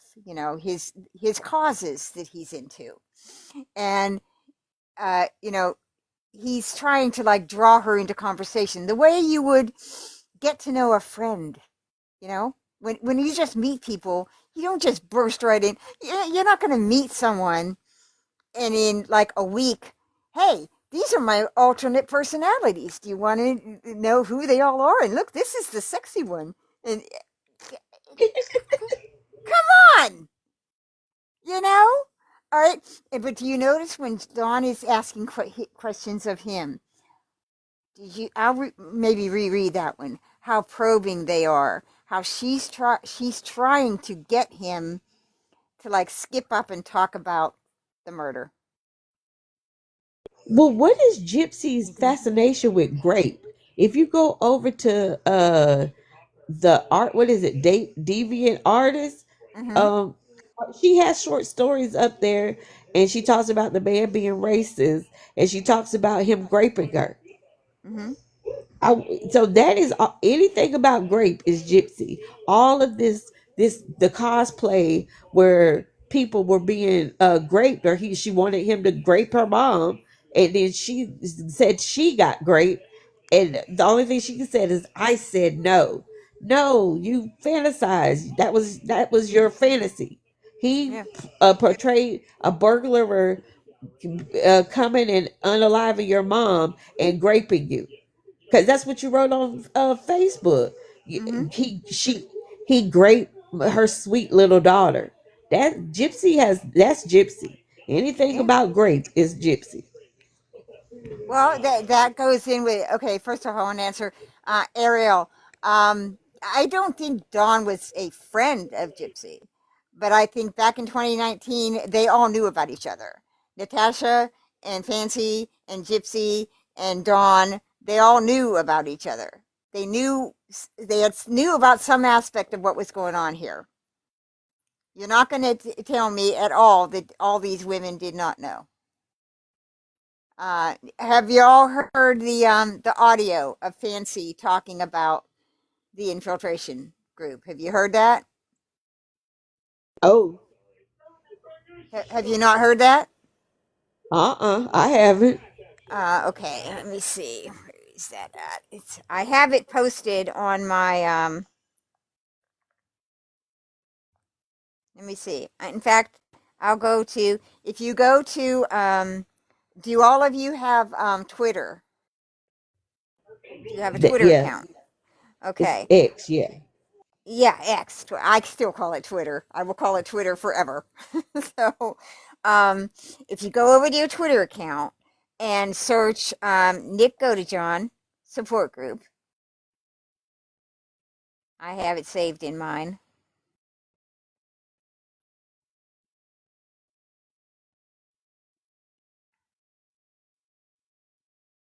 Okay, it's Nick Godejohn supporters.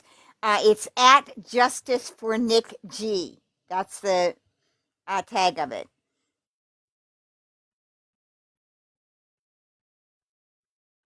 Okay, it's Nicholas underscore Godejohn underscore supporters. It's at Justice for Nick G.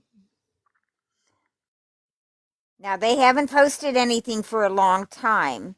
Their last post on here was September of 2019. But that's where you'll find all of this. Every single bit of this is stored over here. Damn.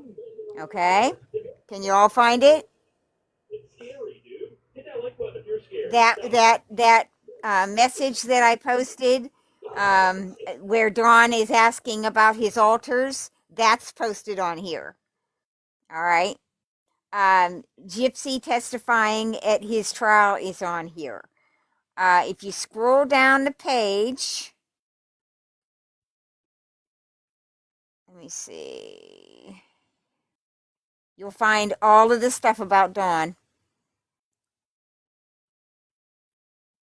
Every single bit of it's on there. They posted that all of that in 2019.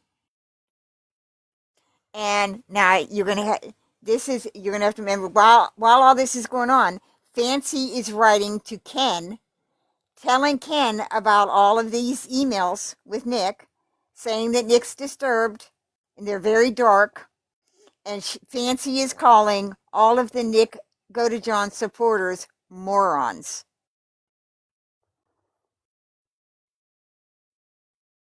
And then a few years later, Fancy's changing her tune and she's not with Gypsy anymore.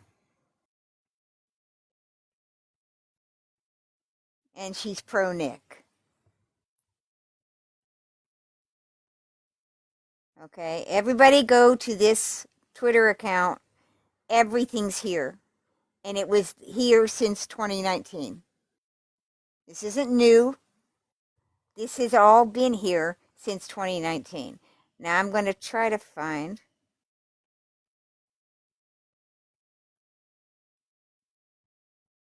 There is a post there where Fancy is talking to her people.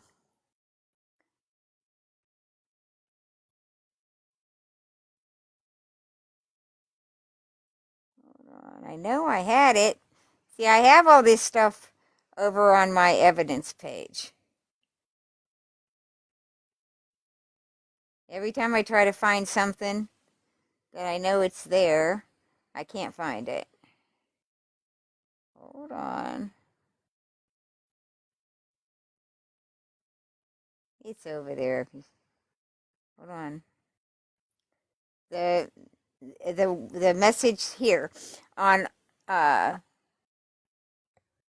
August 22nd, 2019, this page posted that screenshot of Don Boker asking about his altars, and says, so apparently she signed the contract with Proxy Series and emailed Nick trying to get money and her 15 minutes. Going after an autistic man doing LWOP, she wanted money and by proxy needed a story. And they post the image of that, of Don Boker asking someone, no, I need to find out all of his altars. I need to beat him at his own game. I don't know. Can you guys figure out what my part could be in compensation? Or if you don't need these, I know someone will pay for those. I just want to be part of this somehow and maybe toss something for my time if it's fine. See, Dawn went into this with an agenda. And, So she approaches by proxy. Must have approached Christy or Gypsy or someone. She's talking to someone who would know Nick's altars, alleged altars. Now, who's claiming that Nick has altars? Nobody else was claiming. Who was claiming Nick had alternate personalities? Gypsy. He was the only one that claimed he had altars, but she could never name them. So here's Dawn asking someone, hey, what are Nick's altars? Because I want to beat him at his own game. So tell me all the altar names. Just like Dr. Phil asked, what are the names of his altars? On the stand, what are the names? What's the name of Nick's little boy? Gypsy can't answer. Here, Dawn's asking, what are the name of his altars, Gypsy? What are their names? So I could trick him.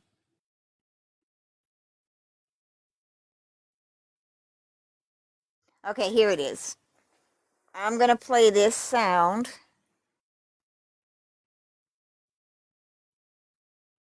Okay. Can everybody hear me good? Yes. All right. This is, okay, this is posted on this site, this Nicholas Godejohn supporter site, September 18th, 2019. This is how professional Fancy is with her team of volunteers at By Proxy. She said she has a Nick infiltration group. Why is she still going after an autistic man doing LWOP? Now, okay, I'm going to play this.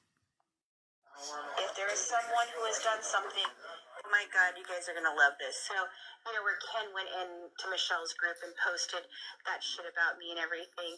So, Amy Lynn, who is one of the original moderators for Natasha that left and has been speaking out for me for a while now, she went in there and she defended me. But that's not what is funny. She has decided that what she's going to do is she's posted so many discussion posts, like actual discussion posts, like what about the bus pass that people are claiming about? What about Nick's da-da-da? What about his father? Was he in his life? Each of these different ones over and over and over again. So basically what she's essentially doing is burying his post so far down the fucking line, no one will ever even see it. Like, how fucking hilarious is that shit? Okay, so this is the chat that has pretty much everybody who has access to the Nick infiltration. And if you didn't hear me in Team by Proxy, I'm going to tell you this right now. If anybody has talked about a drive, if anybody has told her about the emails in the drive, if anybody has shown her any emails in the drive, I will sue the ever-loving fuck out of you. So I would not suggest doing it. I do have lawyers and they will sue the crap out of you.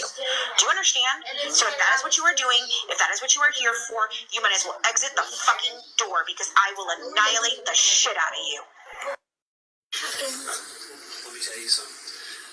I walk out that door. Did everyone hear that? Did everyone hear that?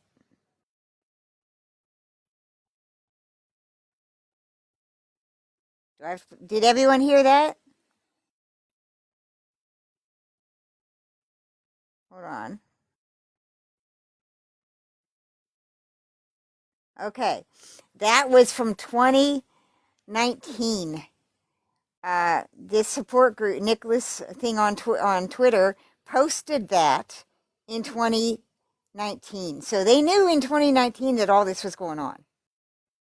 They knew that, Natasha was involved. They knew that Gypsy was involved. They knew that Fancy was involved. So now it's 2025, and everyone's denying that this ever existed. Everyone's denying. They never tried to manipulate Nick. This never went on. But I'm getting messages right now in 2025 that say there are still people writing to Nick and they're concerned because he's still disturbed. So, if this isn't going on, if none of you have ever tried to manipulate Nick, especially into getting him to claim he has multiple personalities, because Gypsy has to, convince the public that her personalities were created for Nick's personalities. Well, then explain Ruby. Explain Ruby's message to Nick where she says, I emerged in Gypsy and I started sending naked pictures of these men. Well, when was that? That's 2009 and 2010 when she was sending the naked pictures to the men at VisionCon. That's what Ruby's talking about. So that means Ruby existed in 2009 and 2010, years before she ever met Nick. So Ruby couldn't have been created for Nick. Kitty wasn't created for the little boy because Nick didn't have a little boy. And we know that because on June 2nd, when Nick is backing out again, Gypsy comes in and in text messages yelling at him, get back here. You know, I put up with all your political shit. Get back here. You won't end this. And Nick says, I'm done. I'm done. And he's going to go and harm himself. And so right away, Gypsy turns into the kitty character. And she says, Daddy, Daddy, Daddy, Daddy, come back. And Nick comes back. Why? Because Nick believes he is the protector of this little family. Ruby, Demona, Candy, Kitty, all live inside Gypsy, and they are his family. Just like in these emails with Dawn. What are you fucking saying? What is he saying? All of Dawn's altars and Dawn's 2 daughters, they're his family, and he will protect them. Now, who knows this about Nick more than anyone? Fucking Gypsy Rose Blanchard. She knows that about Nick. She knows exactly what to say to tweak him, to control him, and to groom him, because she spent 3 fucking years doing it. So go read the appeal. Go read Nick's first appeal, where that doctor explains every single bit. That will be the next thing I read on my next live, where that doctor explains how she used these characters to groom Nick. It's right there in the legal documents. You can't argue with it. Gypsy can't argue with it. So, anybody else want to come up on panel or have any questions?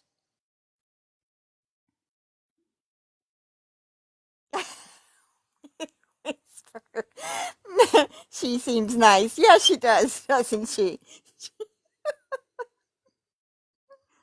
Yeah. You know, um, I'll be, honest. I defended Fancy for a long time because when I got over here on TikTok, I was, and on YouTube, I saw like all these YouTube channels kind of being prop up that seemed like they were just dedicated to attacking Fancy. And so I looked at it and I was like, it looked familiar to me because I was very attacked. Back in, 2010, 2011, I had organized attacks against me they ended up being linked to Roger Stone. I didn't know that in 2010, but I learned that in 2016. But they looked familiar to me. It looked like Fancy was being attacked because she was giving the public information. But then the more I looked at it and dug into it, she's not giving, yeah, her claim to fame was the medical records. She released those, and Natasha also was given the medical records. At some point, I don't know if Natasha ever released them, but it doesn't matter because once those medical records were released to the public, they're public. That's how that shit works. I can't, it's like I got all this shit posted over on Facebook. I can't now, for 15 years, I've been posting my entire life on Facebook. I've got hundreds of groups and archives, that were open at one point. I closed them after they started going to lawyers, but, my information is still available. You can still find shit out about me. I can't now in 2025 say, nope, nope, I'm private. How dare you dox me? I can't say that shit.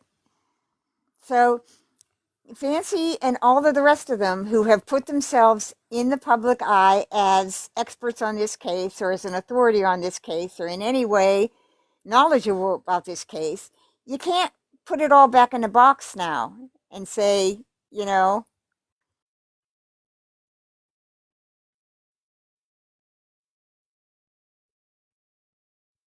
hi, Ann. Okay. Does anyone have any questions? Or what do you want me to go in next? Because there's 83 of, I'm frozen again. I I want keep, you to finish this because that's interesting. I've never heard it. I've heard a okay. lot of the stuff, but I've never heard that. All right, let's see. Well, it is 10 o'clock. I can do another hour. Um, Basically, if you want to just start searching, go over on Reddit on GRB Snark. There's a lot of shit about this here. Just search Nick Godejohn Infiltration Group, and it'll all come up. But like if go to that Twitter account, we're posting all of it in 2019. So that's all I did. I went and collected it all, and then what I'll do is I'll screenshot everything and I'll put it over into my GRB evidence group. I've got a lot of it up there over there now. Let's see, where am I at? Finding my files. Okay.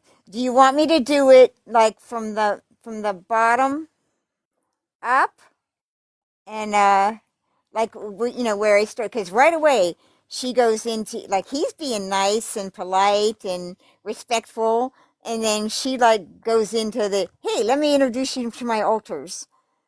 It's just so weird. Everything about Gypsy Rose and everything connected to her is completely um weird. It's surreal. Hold on, I'm trying to. Okay, I could just start at. I'll start at the beginning. I was here. Let me put this up here. Oops. Hold on a second. Let me put your.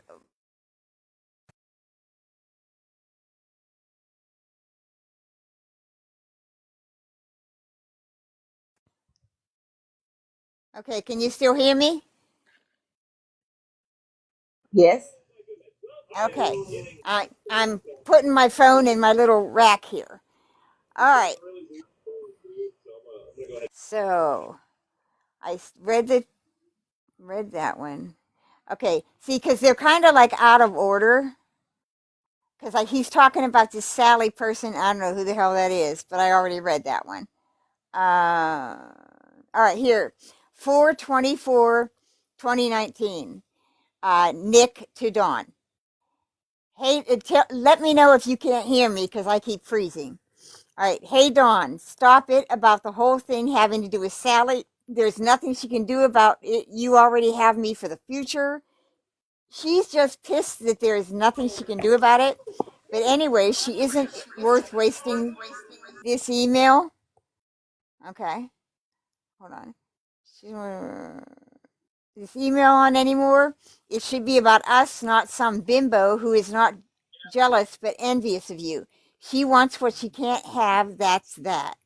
Anyway, never want to see you let someone break you down like that again. Your inner strength, if you truly decide to use it, can be your way of not letting her or anyone else have the best of you.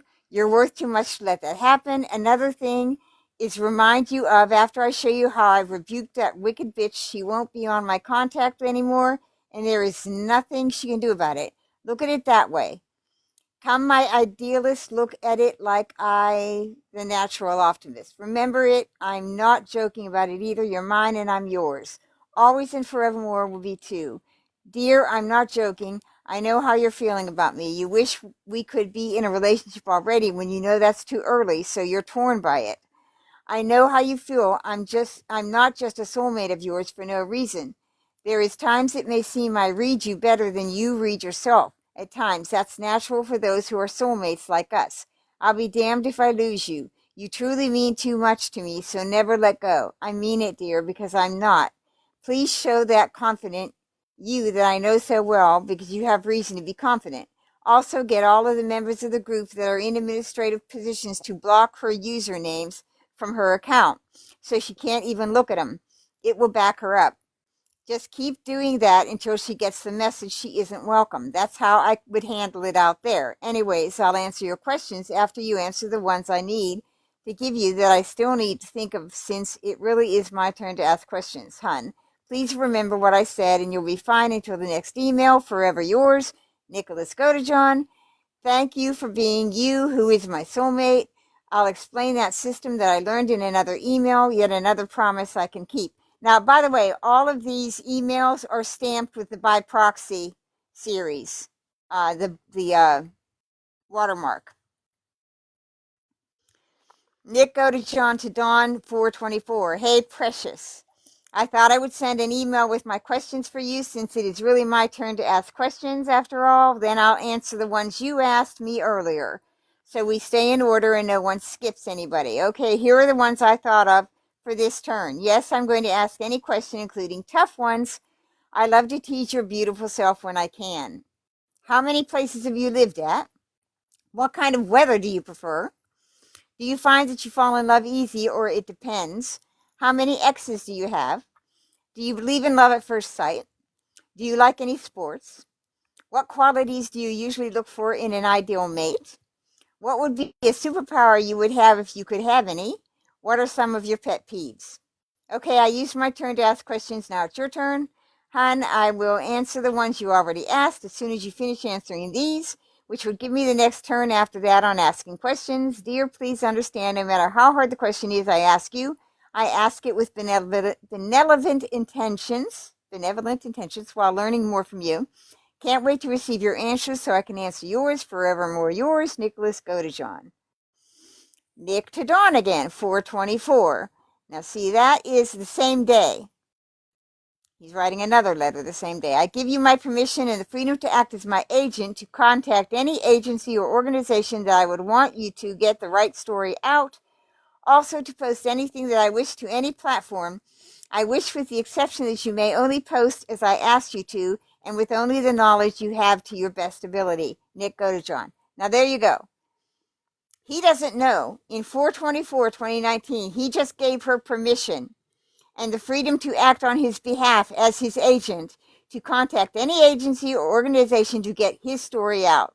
But she is secretly, behind his back, trying to get him to expose himself and claim he has alternate personalities. So, 4/24 again. This is the same day. From Nick to Dawn. Dear Dawn, stop it. Stop worrying about others trying to change my opinion of you. It isn't going to happen. And secondly, I never have received a single email from someone named Carrie Baker. So quit the insecurity. There is no need for it. One thing you need to learn about U.S. Taurus is that once we put our sights on, it must be us, Taurus, whatever man or woman we're after to marry one day, we're the most determined sign to get it done. Oh, Taurus. Us Tauruses. That's not an alternate personality. That's his astrological sign. I thought they were claiming it was he's a Taurus. Us Tauruses is that once we put our sights on whatever. So if you want my blunt honesty in my eyes, you are already mine, which means I won't let a single person take you from me. I said it before, I meant it. Forever yours isn't just a phrase I use. Honesty in the most transparent form. So please stop thinking that anyone's going to steal me from you, because I'm already yours. Look at Proverbs 31:10-31, which is a poem dedicated to what a godly woman looks like, and you fit it almost perfectly. I couldn't stop crying last night because I saw a godly woman in you, and I saw all of the signs from what you told me and the energy I felt from you. Now look how vulnerable he is being to her, to this woman, who he believes wants him. Just like Gypsy, he believes this person wants him, loves him, is dedicated to him. And she's not. She never was from the beginning of her correspondence with him. But he doesn't know that. And he's sitting alone in his prison cell, crying over this relationship. because he feels he's not worthy of her. Do you see how insidious this is that they did to him? Do you see how it's not enough that he took the blame for Gypsy? It's not enough that he's paying for the crime that she committed too. That's not enough. It's not enough that he lost his mother while he's in prison. It's not enough that his family's destroyed and he can't see them anymore. It's not enough that he has no chance of parole. But they're in the background doing this shit to him. Now, hold on my phone. You know, I don't know how anyone can defend these so-called true crime personalities, these experts. Anyone who has ever been linked in any way to Gypsy Rose cannot be trusted. And that includes Natasha Cooper, and that includes Fancy Maselli, and that includes anyone. Any content creator that is getting material from Christy Blanchard can't be trusted. Now, you want to continue watching them and wasting your time? Go right ahead and do that. I'm not telling you what to do. I don't control anybody. But don't cry later when all the bullshit ends up unraveling. When Gypsy blows up and comes undone and exposes every single bit of it, because she's gonna. When she has no other way of drawing attention to herself and nobody's paying attention and all of her lies are exposed and all of these emails are out and they're analyzed and they're organized and they've shown exactly how she's lied and how her plea deal is based on false information.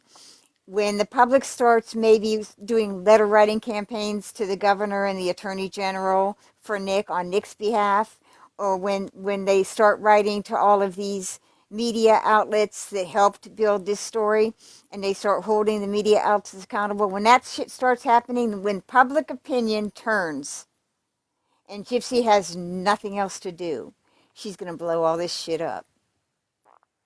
She's going to turn it all on you guys. Mark my words. I don't have to be Nostradamus to predict that shit. You left, Hannah. You okay? Okay, where was I? But here, he's given her Bible verses, but he's disturbed. Right? Says, I felt from you. You probably aren't aware of it, but God put you in my life for it being a gift to us both, for sticking close to him, and I know you're closer to him than you think. Please, gun, stop worrying. I'm yours and you're mine. It's that simple. When you told me that you will die for me, I know you weren't joking. I knew you meant it, and that's where I realized, hold on, you were a keeper. We may only be in a friendship now, but spiritually I feel as if I'm already married to you. This is why I know you're destined for that. Please remember, no one has me but you. That will always be steadfast. Please never give up on me because I'm not giving up on you. Understand? I hope so because I'm trying to make my intentions clear. You said you would fight for me and you have not, and you have don't stop defending me. And yes, I'm saying it now. Your claim is on me. So you have the right to be protective and even possessive if you choose to be. So I know deep inside that beautiful brain of yours, you always see me as your husband. Don't lie. I sensed it in your energy. I hope I've got reassurance message across, and thank you for being that amazing woman to me. Forever yours, Nicholas Godejohn. You see, he's kind, he's protective, he's attentive, he's nice, long before all the angry emails. He was angry after he realized she was playing him. Here's another one from Nick, 425. Hey, Dawn, I didn't lie to you. You asked, do you know anyone by the name of Carrie Baker? I told the truth. I don't. You never asked me if I knew Sally. I would told you the truth then, too, but it doesn't matter because I had my sights on you, not her, but you, so I could care less what she says because you're the one I want. Dawn, I hope one of these days you get the message. I'm only yours, no one else's, but you are so caught up in your insecurity that you can't see that golden truth. I've never lied to you and never will. Forever yours, Nicholas Godejohn. Since you don't believe me, I'll tell you a straight secret. I was going to tell you on a good day. At night, I kiss you goodnight, and in the morning, I kiss you good morning. Every time I see your picture when I wake up, you have no clue how devoted I am to you, maybe until now. Okay, another one from Nicholas. There's a bunch from Nicholas to her, and you see they're all nice. They're all reassuring her. They're all trying to, talk her off the ledge because it seems like she's constantly coming at him, you know, complaining and whining and insecure. So, hey, hon, here is what was said to Sally word for word, just like I promised. Sally, Sally, Sally, when will you learn? You see, it seems if you have a problem with Dawn, you've just stepped in my way and became my enemy. That woman has not done a single thing to you, and you treat her like crap. You've admitted you're not a demure woman, so as it said in a book known as Ben Sira, there is hardly an evil like that in a woman. May she fall to the lot of the sinner. So if you sow your own discord, may it be in the cup you drink from, because I'm not looking for an ungodly woman. I've dealt with that already. Goodbye, Sally, if that's your real name. I won't let a single woman talk about Dawn that way, so you've crossed the line. I want nothing from you. Goodbye. There you go, word for word, just like I said. Dear, now that I've kept the promise, would you please see the truth? I've been on your side the whole time. I'm crying right now because you speak of disbelief when you're all that I truly want. Smile, sad face. Forever yours, Nicholas Godejohn. There's another one, 429. He's always fucking holding her hand. He's constantly talking her off the ledge. No, I want you, you're beautiful, blah, blah, blah. So I'm trying to get down to one of the Dawn emails. This just continues. Hey, hun, hope there's no confusion about the email. I'm yours, I'm yours, I'm yours. Let me go down, try to get down to the first Dawn email. Here, 524. So all of those were like for the month of April. That's when this started. The correspondence started in April. Dawn lied about it and said it was a longer relationship. Oh, okay, Hannah. I just want to make sure you were okay. All right, so this is one of the first ones from Dawn to Nick. And it's 5/24/2019. I want to apologize, Nick, for the things I said because my mom almost died and everything has been crazy. Please forgive me and my mom. She wrote that message before she got your first one.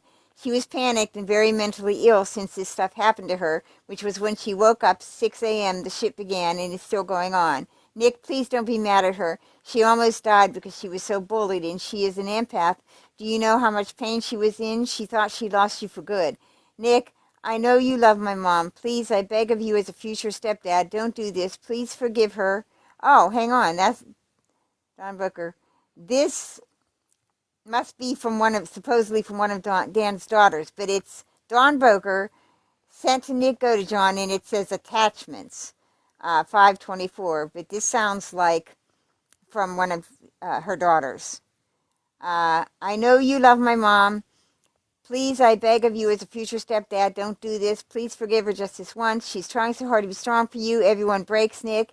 If we were a family and you wouldn't just walk away, my mom will be home tomorrow. Please just write her. She needs you right now. I'm so sorry about my message. I was really scared and upset because I love you both and don't want to lose either of you, Alexa. So, yeah, Dawn's bringing her daughters into this, or she's writing that in the voice of Alexa. That's Dawn writing that, or Gypsy, or someone else writing it, and it's not Alexa, they're just using her name. What this shows is there were all these women, there were a bunch of them. There were a bunch of these fucking women writing to Nick. And at this time, during this time, here in 5/2019, Nick is just starting his first appeal. They filed it, and he's starting to research it and get all the shit together. His appeal didn't happen in 2019, but he was sentenced in 2019. So as soon as Nick's in prison, trying to get his shit together, trying to get all his legal maneuvers in order. because the appeals start the minute you're sentenced. Your first appeal starts. You've got 10 years after that to appeal. So Nick knew he had 10 years, and then it's done. So now it's 10 years after, and his appeals are done. Last thing was the habeas corpus. He should have gotten that, but he didn't. It was denied. All right. He doesn't have, I don't think he has legal representation right now. He's on his own. And these women are still writing to him. I don't know who it is, but I know there's women still writing to him because that's what I was told. There are still women that write to Nick, and they are concerned. So here, from Dawn Boker to Nicholas Godejohn, 5/4/2019. I miss you so much. I don't know why they are doing this to us. I don't. I have been miserable without your voice in my life. I don't know what is going on. I love you so much. I really hope you're okay. No one has gotten mail back from you. I am so scared. Love, call me, please. That's 5/4/2019. Now, at this time, it was 7, I think, 2019, where Nick had learned that they were messing with him and that she was working with Fancy. Dawn to Nick, 5/4/2019. Please, babe, what is going on? Did you leave me without telling me anything? You told me that you wouldn't let them take you from me. I miss you so fucking much. Now, if you go over to to Dawn Boker's Twitter account in 2019, she's posting how much she misses Nick around this time. Okay, from Dawn Boker to Nick, 5/5/2019. Nick, please answer me. I am dying without you, man. At least tell me to fuck off or write Tamlina or Kim someone. Don't leave me in this agony. I would never hurt you. You promised me you would never let them take you from me. What do you need me to do? I will not post or talk in any group or anything. I did not mean to hurt. This is all caps letters, by the way. I did not mean to hurt you, or I don't have any clue what's going on. I've been so lost without Nick. Then your dad posted this video about people not in your corner, and I think it was about me. Nick, you know my heart. Please don't leave me, or whatever punishment this is, forevermore me. Okay, see, you see how she's begging? Begging here. Now, she knows what she's doing, and he stepped away. He's ghosted her for some reason, and but remember, go back to the original emails when it began, and where Nick is telling her, hey, calm down, don't act like a little kid. I will get back to you, but I only get messages weekdays. I don't get messages on the weekend. So, cool your jets, little girl. I'm in prison, and she's constantly bombarding him with these insecurities and with all the personalities she's got, right? She's got all these personalities living inside her, and they are now Nick's family. And who is Nick? Nick's the protector. Nick's the protector of all the people inside her, just like he was the protector of all the people inside Gypsy. They knew exactly how to work him. They knew exactly how to get on his side. You see how Nick at the beginning, let's take this slow. I'm gun shy. I'm sitting here in prison because I fell for somebody I shouldn't have. I did something against everything single part of me because I wanted this person in my life. I'm not going to jump into something. So let's slow down. Let's take this slow. Let's get to know each other. She doesn't want, no. Right away, she's hounding him, bombarding him, begging him, trying to get him. Here's another one, 5/5/2019. Hello, Nick. Hope you're doing well. I miss you so very much. Please write back to me ASAP. Dawn. Dawn to Nick, 5/6/2019. God, man, 3 days and nothing from you. I am so lost without you. That's the kind of shit, by the way, she was posting on her Twitter account back in 2019. 5/7/2019. Hope you're okay. I can't fucking wait to hear back from you. 5/9. Oh, all capital letters. Oh, please do not talk about the phone call or you getting in trouble because of it. They are burning me at the stake out here. Don't talk about it at all. Please, it's our business and don't want it broadcasted. I don't know what that was about. Dawn to Nick, 5'9". This is all 2019. To a very special man, I'm so very happy to get to hear your voice again. I was a mess, a lost freaking puppy, babe. I didn't know what to do with myself for those days. I moped around, LOL, depressed as hell. So how well do you know Farron Taylor? She said she knows you personally and that you guys are really close friends. I'm such a jealous pot. LOL, she sent you her phone number. I don't know. I like that. Talking on the phone is our thing. But hey, it's up to you. I don't want to seem like some controlling brat. So we debunked this girl. She said she visited you and had this whole interview, crazy lady. I had a great convo with your dad.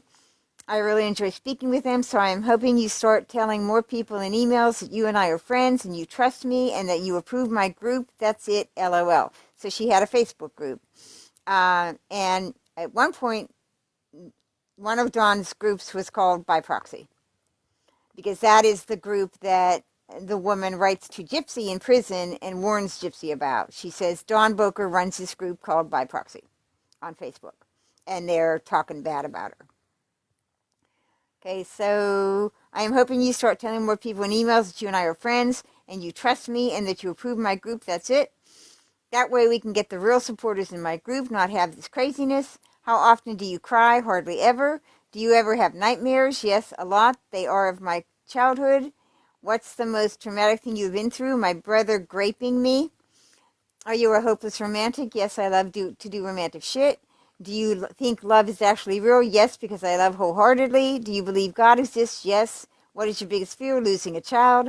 How often do you think about death? A lot. What is your biggest regret? Not completing college. Does anything haunt you? My past. Your friend Dawn. Okay, so that was 510. Now this is 510, 2019. Please call me in the morning. Sorry you was in court till 11:25 my time and didn't sleep at all last night. Fell asleep when at home 4. Just woke up at 9. So sorry, babe. TTY in AM. Talk to you in AM. Now here, 510, 2019. Call me in the morning. Sorry, you was in court till 11. So this, Nick's going to court still. Nick's still going to court for his case. And these bitches are writing him at night. So he's got to deal with all of this shit, all of this drama that's manufactured, all of this bullshit, all of this manipulation that he doesn't know about, where they're trying to get him to expose himself, while he's going to court for his case. Do you understand? Do you understand how they're fucking with him when he should have had the time to be paying attention to his legal case, his appeal? But they weren't going to give him that. They want to keep him all unfocused. They want to keep him all on this shit. All right? They were doing this to affect his appeal because they wanted to make him look crazy, disturbed, the monster that was sitting in his room. Because right after this started, over on the internet, like on Reddit and everything, you started seeing shit like, Nick would have done this without Gypsy. You saw all of these supporters of Gypsy come out and say, Nick was just waiting in his room.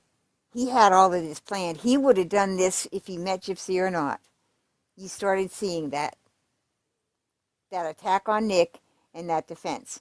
And then you also, at the same time, you started seeing these things about Dee Dee pop up, where they were calling Dee Dee a PDF file because Rod was younger than her.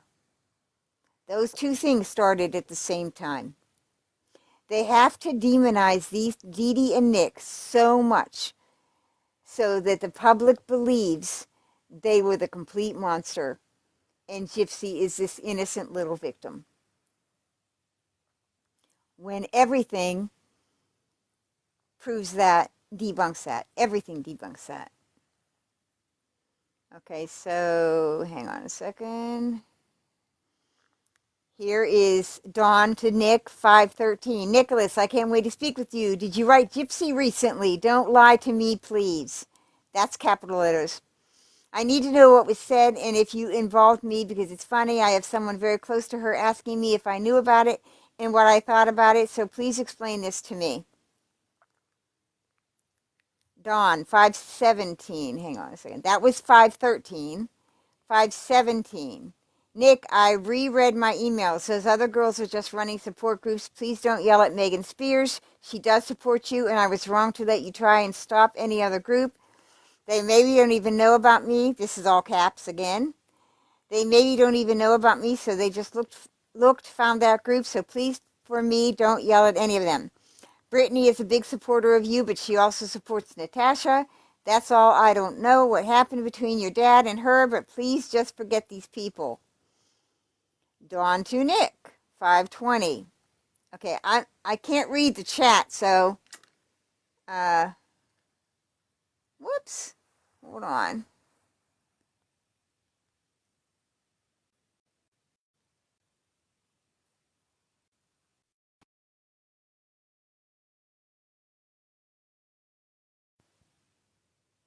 Am I back?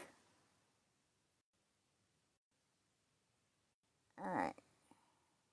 Yeah, I keep freezing too, Hannah, so.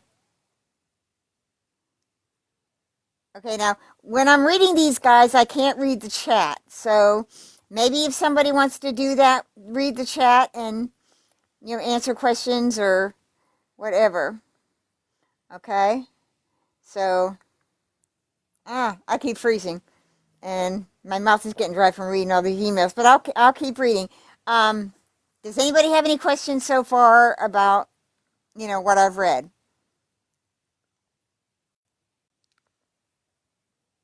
I'm finally getting to the Don's.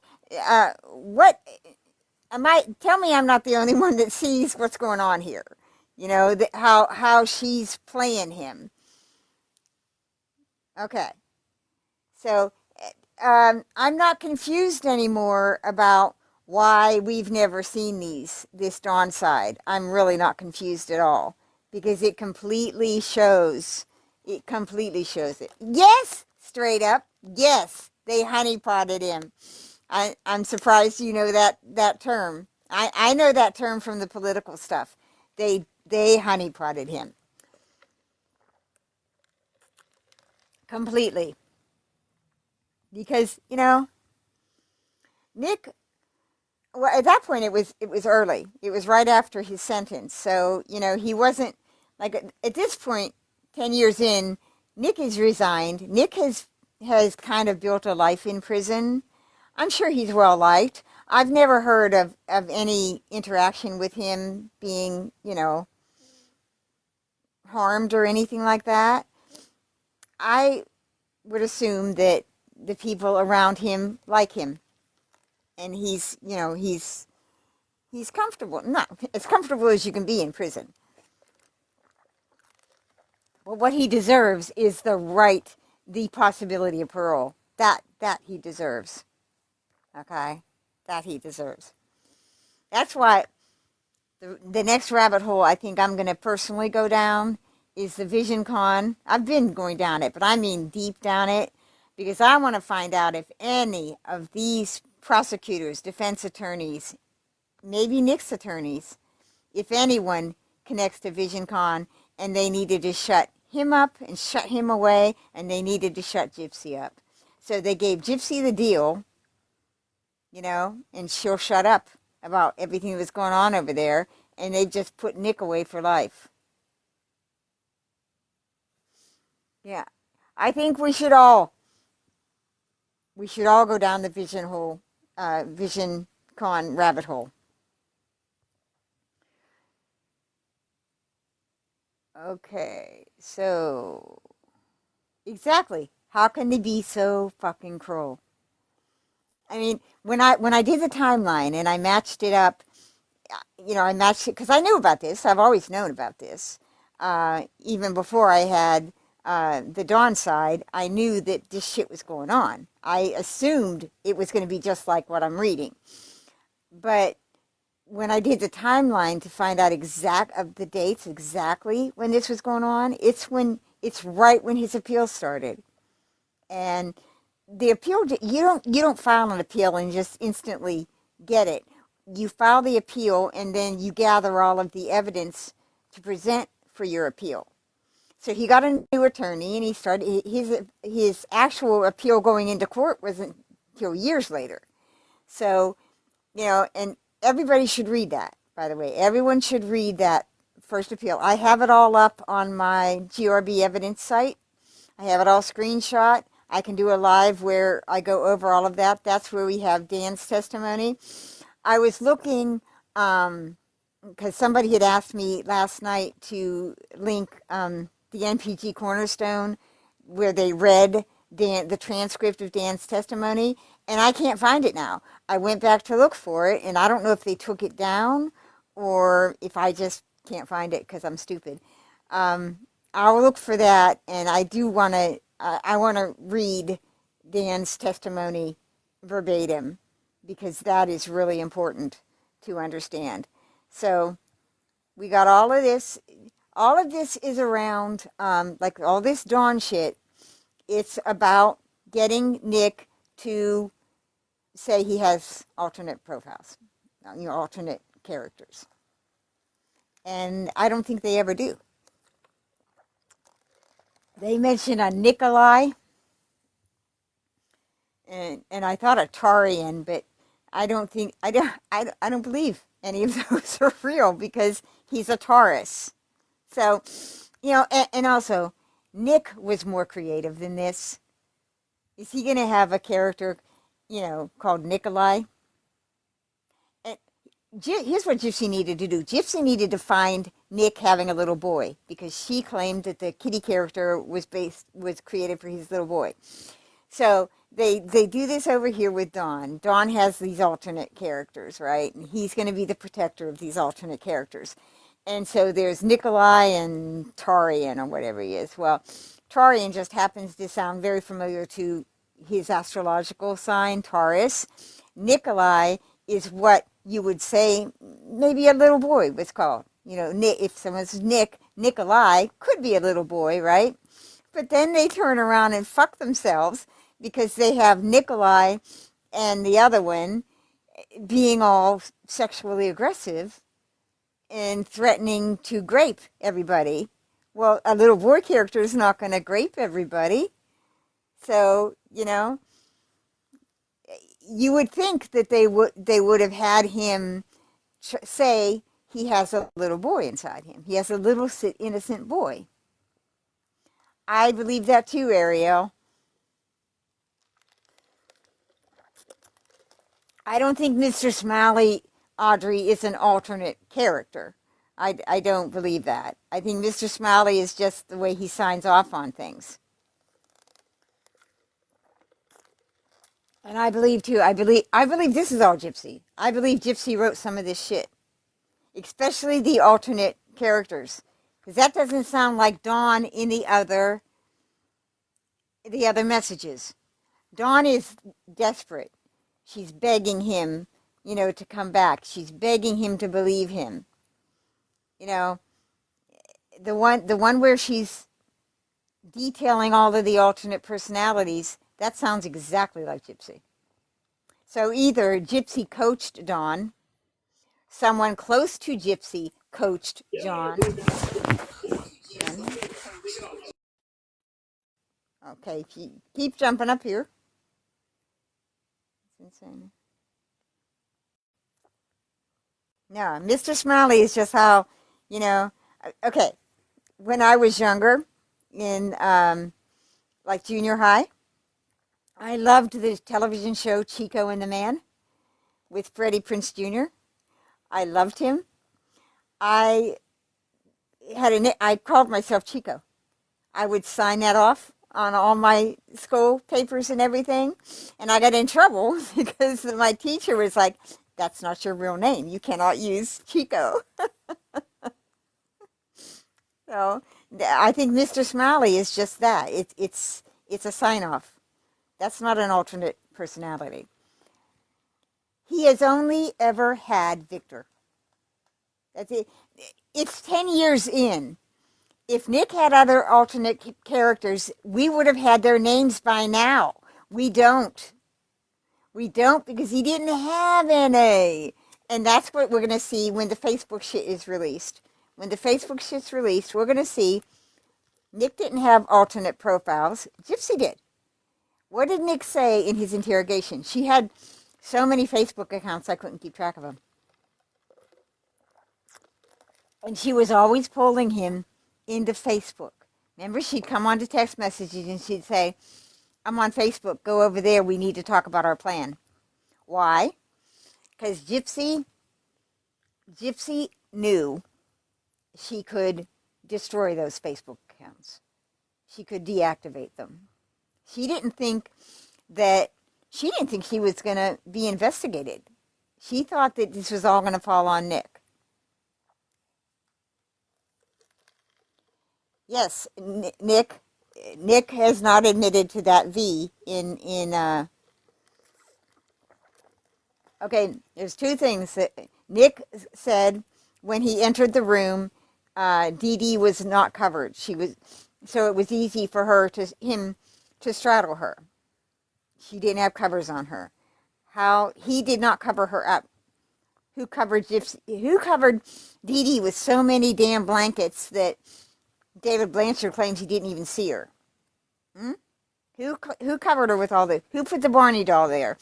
Who left Dee Dee uncovered? Okay, exposed with that V on her thigh. Gypsy went in there. Gypsy put that V on her thigh. Because right away, what does she say in interrogation? He has this alternate personality. Gypsy's the one that, just like Lee Oswald, all the women just gave him up, started giving all this information about him. Same thing with, in some ways, Nick is a patsy.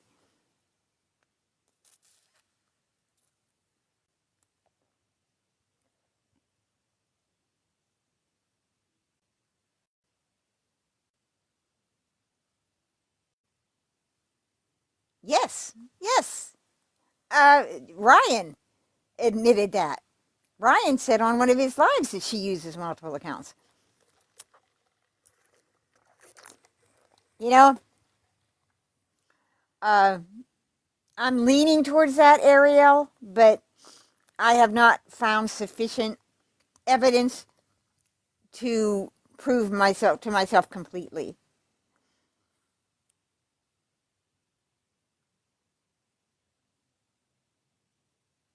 I agree, Audrey. I totally agree with that. I believe that Nick was not supposed to leave that house that night. I think that Gypsy was going to claim, I met this guy online. He was thousands of miles, how many miles away? And I never thought I'd meet him. We were just farting around online, and he became obsessed with me. And, he just showed up in my house. And I thought we were going to talk on the porch. But, I went to the bathroom. I had to pee. And he went in and did this. And then he raped me, and he tried to kidnap me.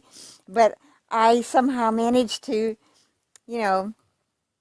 grab the weapon, and, well, it is what it is.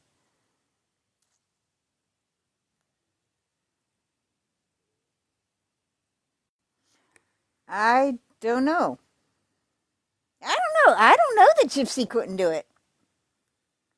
I believe that she was going to claim he attacked her, or tried to kidnap her, and she got the better of him.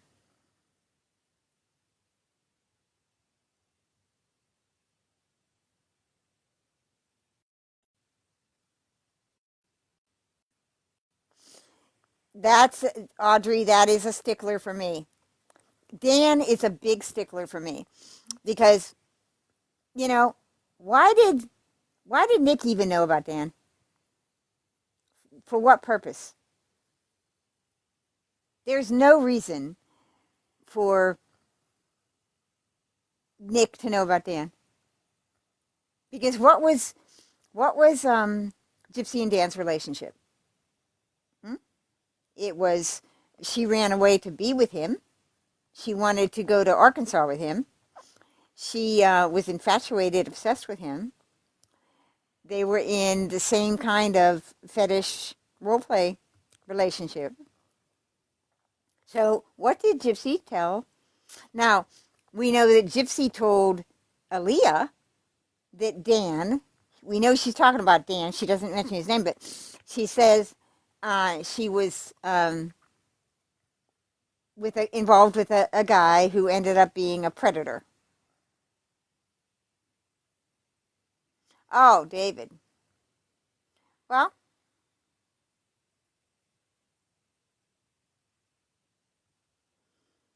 I don't know. Both Dan and David are unknown entities to me. But we know that Dan kept contact with her up till the day because she asked to meet him. See, I always thought that Gypsy texting Nick and saying, "Hey, can I meet up with some guy for schmecks in the coffee shop, before we leave town?" I always thought that was an odd text. I completely believe that she texted that to Nick to make sure he got on the bus. As far as okay, I believe that the Cinderella trip was not like they say to try to get, either to get her pregnant. That was, one of the things, or to get Dee Dee to like him, to introduce Dee Dee to him. No. The Cinderella trip was a dry run. Gypsy knew that Nick had autism. Gypsy knew that he had a certain limited way of thinking, a literal way of thinking. Gypsy knew that he had never left the town that he lived in. He couldn't keep a job. She knew what his mental ability was. That trip from, I'm frozen again. Okay, that trip from Nick's house to Gypsy is 600 miles. It's a 16-hour bus ride with multiple transfers. Now, I'm planning a trip to Arizona. It's a 2-day trip, multiple transfers. I'm afraid I'm going to get stuck on the way and miss my bus. Like if they stop for meals and I don't get on my bus on time, or I have to transfer a bus, I'm afraid I can't do it. All right? And I'm not, limited. Well, actually, I am pretty stupid. But, so Gypsy had to know, can Nick navigate the bus trip and transfers and get to her? So that's what that was. That was a dry run. That had nothing to do with, seeing if Dee Dee would like him or trying to get her pregnant. It had nothing to do with any of that. Now, yes, she had to have the, sex with him because she'd been sexing him up online for 3 years. So she had to, do that. But what does she do? She knows she's going to have relations with this guy. She wears a diaper. And she's on her period. I mean, it was all a test to see if he was under her control. And it was a test to see if he could get to her. So then the second one, he's on the bus and he's messaging her and she just disappears. She ghosts him. Hours when he's on that bus. She's not talking to him. And, he's in a panic because every other time they've been in constant contact with each other. For 3 years, they've been hours and hours and hours on the phone, back and forth with each other, Facebook accounts, Skyping, texting back and forth. 10 hours a day. The McDonald's incident. He's watching Gypsy. He's not watching PORN on the computer. He's watching Gypsy. He had no need to watch PORN. He had his own private personal channel. All right? Yeah. She was, I believe that. She was cleaning up, or she was doing something. I have no idea what that, unless Audrey, unless it's that she was with him, that she did it, she was with him the whole time. There were moments when when I believed that, because the texting that day, remember the day before, Gypsy says that Ruby said the shit's going to go down tonight. And Nick says, like, what's that about? What does she mean? He's confused, you know? And, Gypsy, the whole time, Gypsy's using the different characters to, get him to just stay focused on the task. Because he kept, okay, and here's another thing. Nick is actually asking, Nick told his friend that this was a possibility. He actually asked his friend, how crazy do you think Gypsy is that she wants to do this? Now, if I'm going to plan to be involved in murdering someone, I'm not going to just bandy that about. I'm not going to tell people. Same as Gypsy telling Aaliyah about Nick, when she's in a secret relationship for 3 years plotting her mother's murder with this guy. She's just going to give Nick's name to Aaliyah. It was all a setup. It was, and on Gypsy's end, you can see the setup if you just take a step at a time.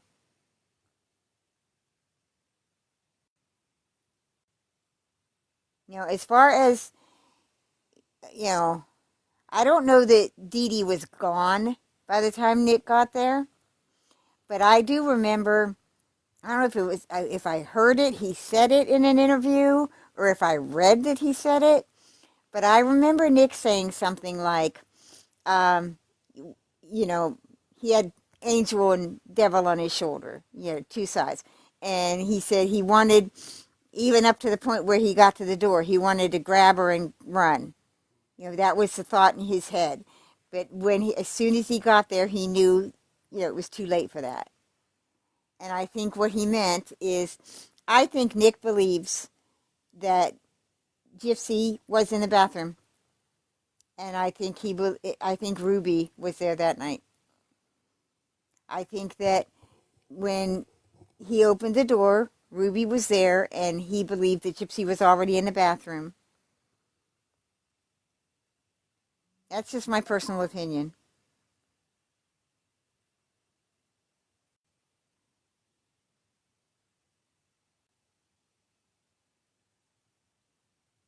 Well, I don't know if Nick totally believed he was going to jail, because I think Nick felt in interrogation, if I tell the truth, he's helping himself and Gypsy.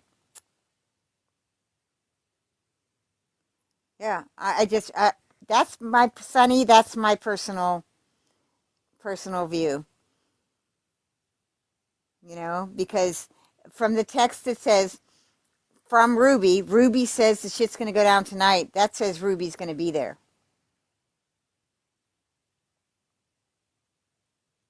Because I know that he completely believed that all these people lived inside of Gypsy. He believed Damona lived inside of Gypsy, and he believed that if he did not do that, what they were asking him to do, if he did not do that, that they would take the Gypsy part away. And he completely believed that they were capable of doing that. No, because look at how he's talking to Dawn in these, where he believes those people live inside Dawn. Now, why does he believe that? Because she told him that. And Nick wants to believe the women that say they love him. Nick wants to be loved. And he's just believing these people, women that say, I love you. And you can see how he's still impressionable.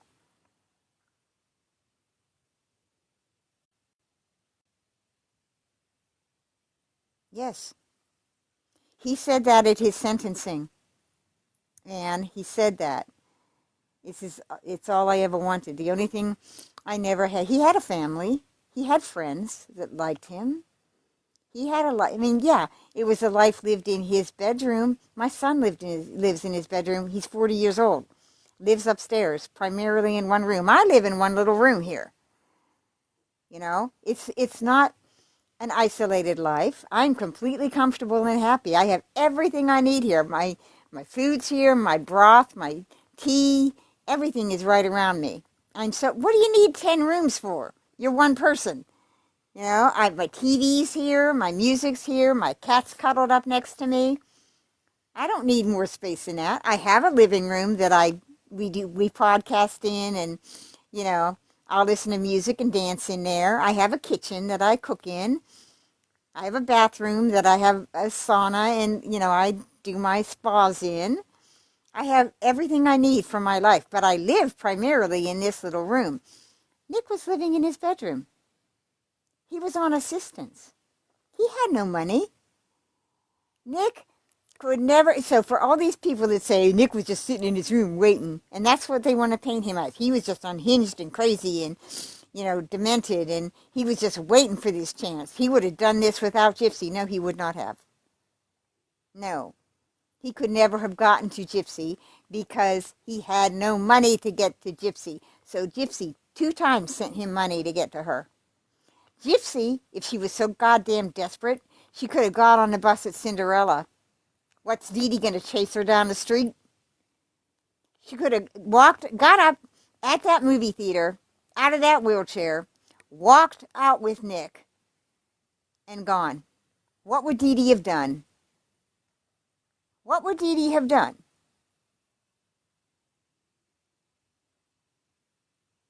You know, so 2 times she sent him money to get to her.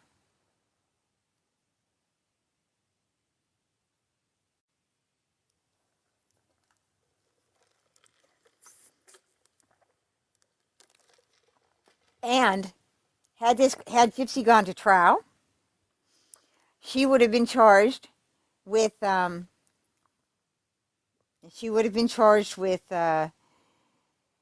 first-degree murder.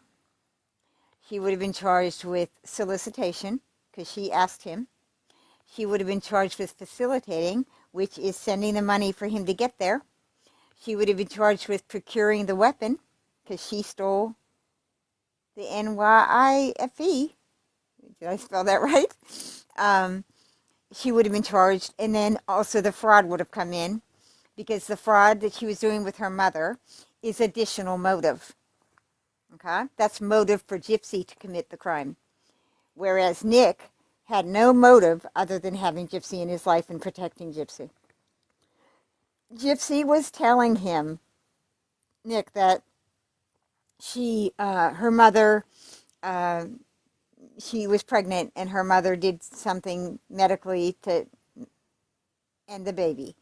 Gypsy was telling him that the mother was abusing her. Okay? Keep making her do all these things. Gypsy was lying to everybody, including Nick. So, right there, that's additional motive.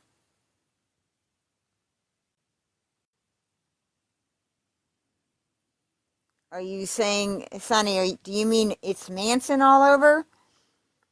It's similarities to Manson as far as manipulation, you can say, but Manson also used hallucinogenics on his people. He never used anything, but he would go out and have these massive, yeah, in some ways, but you know, Gypsy's not Manson.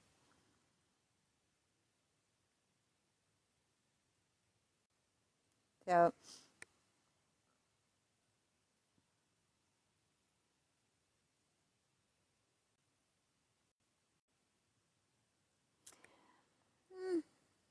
to some degree, yeah, I would say I agree with you that Manson was brilliant.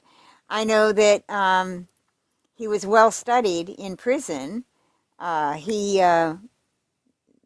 studied Scientology. Apparently, when he got out of prison, he was clear as far as Scientology goes. You don't know about all those things and not be somewhat intelligent. I don't know, brilliant. He was a very good con. Manson was, but he had a lot of help too. Manson had help getting away with a lot of the shit that he did before he gathered his family together. That's why the book Chaos by Tom O'Neill is really important.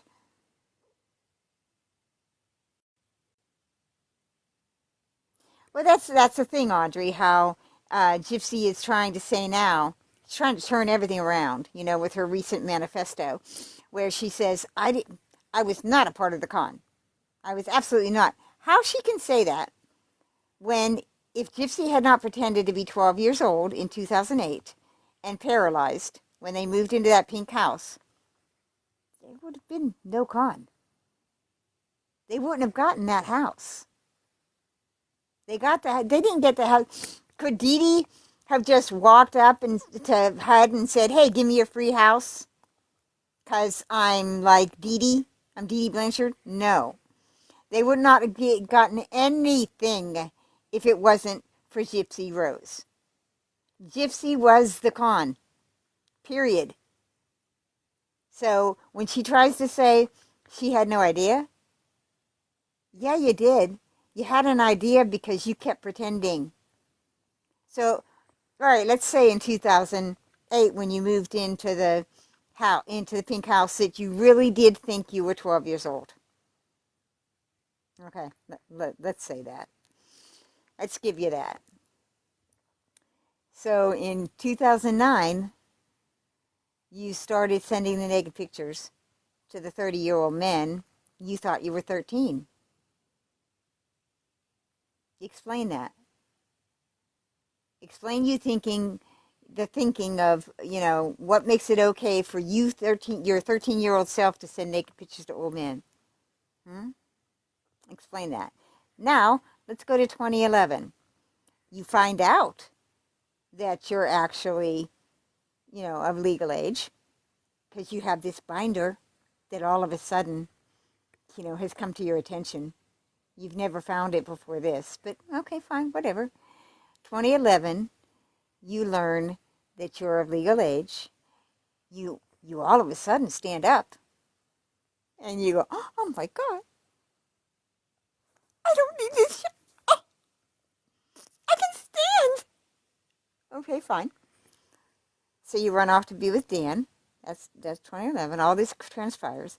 Also in 2011, you send the Candy profile. We assume that's what that was that you sent to your father, and somehow Mia sees it. So someone, supposedly your mother, Dee Dee, has to write to Christy and explain all this. And they say, "Oh, well, that wasn't Gypsy. That was the neighbor girl, Aaliyah, who helped Gypsy dress up like a slut and created this Facebook account. And we destroyed the Facebook account right away. We destroyed it." And so that's 2011. And then also in 2011, you pew your mother in the face. And your mother lies, or you lie. Someone lies about the Walmart incident where they have no cameras, when there was a guy running around with a BB gun in the parking lot. Okay, fine. So 2011, all of this takes place. From 2011, why do you go backwards? Why in 2014, 2015 do you write to Aaliyah, tell her all about Nick, and then tell her, Aaliyah, that you're 18 when you're not 18? 2015, you're a month shy of 24. When you killed your mother, you were 1 month shy of 24 years old. During interrogation, what do you tell that guy? You tell him you're 19. You're not 19. You're 1 month shy of 24. You know all of this. You know your real age, and you're still lying.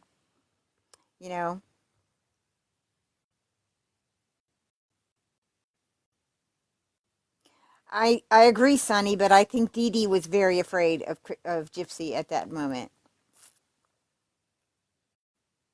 You know, when you put it together with common sense and just ask the questions that an investigator would ask. And that's the thing. Had Gypsy gone to trial and they tried to pull this Munchausen shit and they tried to say Dee Dee controlled her every move. She couldn't move without Dee Dee. Dee Dee forced her to do all of this. All of that 2011 shit would have come up. That the prosecutor would have used that shit to impeach Gypsy's testimony. The prosecutor could have disproved this Munchausen bullshit the first day.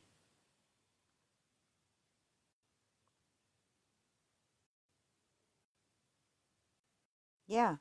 And I think Dee Dee, okay, think of it this way. There were multiple scams going on. We can probably assume that because Dan Gladwell has never came forward. You know, Dan Gladwell and those friends could have easily come forward and said, hey, they're scamming everybody. Gypsy can walk. Gypsy's not this age. Because in 2011, they were pretending to the outside world that she was, let's see, 15. All right? So in 2011, the friends, Dan Gladwell, everybody that knew Gypsy could walk could have come forward and said, hey, this is a scam. So the only reason not to come forward is if they're in on the scam. So here's what Dee Dee would have faced if that's true. Okay?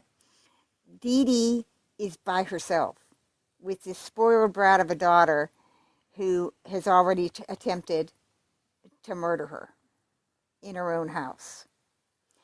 Dee Dee is trapped by the con that they have been playing. If Dee Dee decides, I'm done, I'm gonna report myself. I'm gonna throw myself on the law. They would have done away with her anyway because there were multiple people involved in this con. If they were selling the prescription meds, there were multiple people. And when you have a thing like a con like that, where people are selling prescriptions, people are doing all kind of illicit stuff that was going on at VisionCon, that was a very dangerous place for Dee Dee.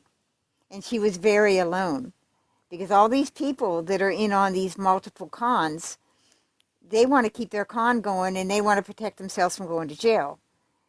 So all those people were a threat to Dee Dee, not just Gypsy.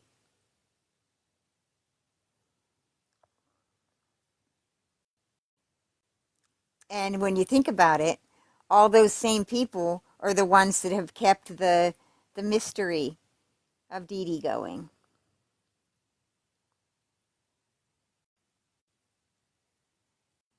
I haven't seen that one, Audrey. I keep up on Ashley Baby like every day, but I was busy. I haven't caught her last couple. Last I saw Ashley, her and Audrey, the other Audrey, and Into the Weeds were doing a 3-part thing on Nick's habeas corpus, and you should all go watch that. Hello Starlight did one on the new FOIAs and Nick's habeas corpus. I haven't finished them all because they were kind of long lives, but I definitely recommend going over and watching those. Well, I know, yeah, Sonny, I did they met, Gypsy met Nick at the end of 2012. I think it was like October, November 2012. And then it went up to June of 2015. So it's just about 3 years. Who has new videos, Sonny? I'll have to check that. Ashley's only on TikTok. She doesn't have a YouTube channel, does she?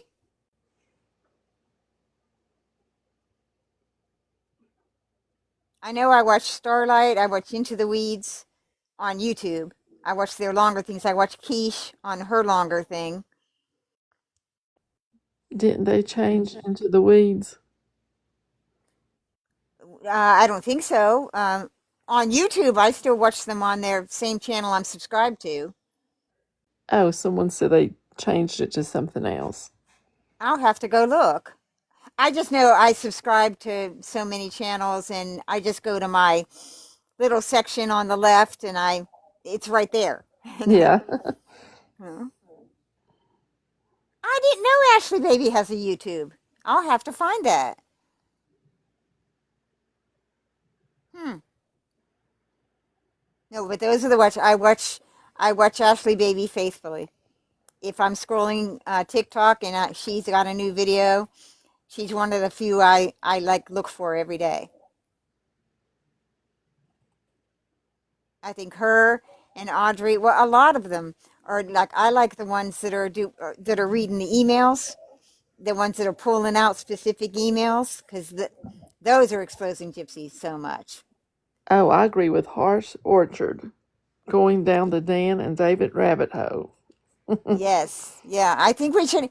You know what we could do is we could organize this over here, and make little groups that go down specific areas of research. Have a group that goes down VisionCon. Have a group that goes and disproves, like, take all of Gypsy's lies, and have a group that systematically disproves every single one of her lies, and then build a web page that can be linked to all of these media places that helped her. Yeah, I something like just don't hit me 1980. like Yeah. with David Blanchard. Mm-hmm. I think he knows a lot more than he's letting on. Oh, yes. Yes, yes, yes, yes. I believe that, okay, educational and entertainment purposes only, my opinion, David Blanchard was pimping her out. Uh huh. I thought And the same thing. they had to keep her quiet. And I But you know think he what? was there that night Yeah, now see that that, Dee Dee was yeah. murdered. I have no evidence of that. So, I mean, other than, okay, the truck tires, who was that? I can't find The where that was cigarette. ever. Yeah. Well, see, now the cigarette, I was wondering, like, because all those neighbors were standing in the yard when they were waiting to find out what happened. So that could have been that. That It could have could been one have of the been. neighbors. Um, but the truck tires, I don't know if, where they were ever matched up to anything. They were not Dee Dee's car or the neighbor's car or anything. So what was that? They weren't the taxi that came to pick them up.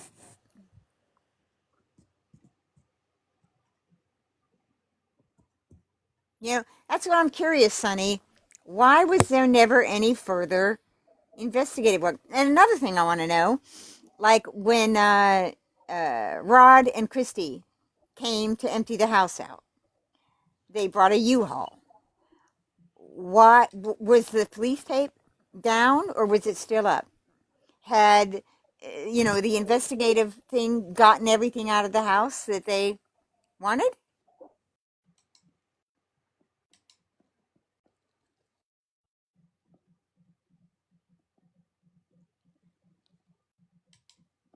Hmm. Okay, I don't know what's going on down here in chat. Somebody going after Harsh Orchid?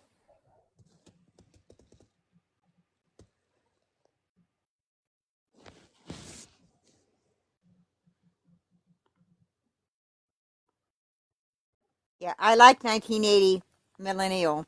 I actually had to apologize to her because at one point I felt like she was attacking Fancy unfairly, and I made a comment on her YouTube channel.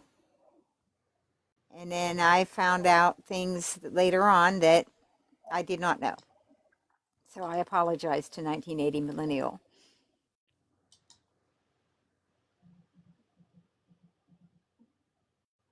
Okay, are you guys handling it down there in chat?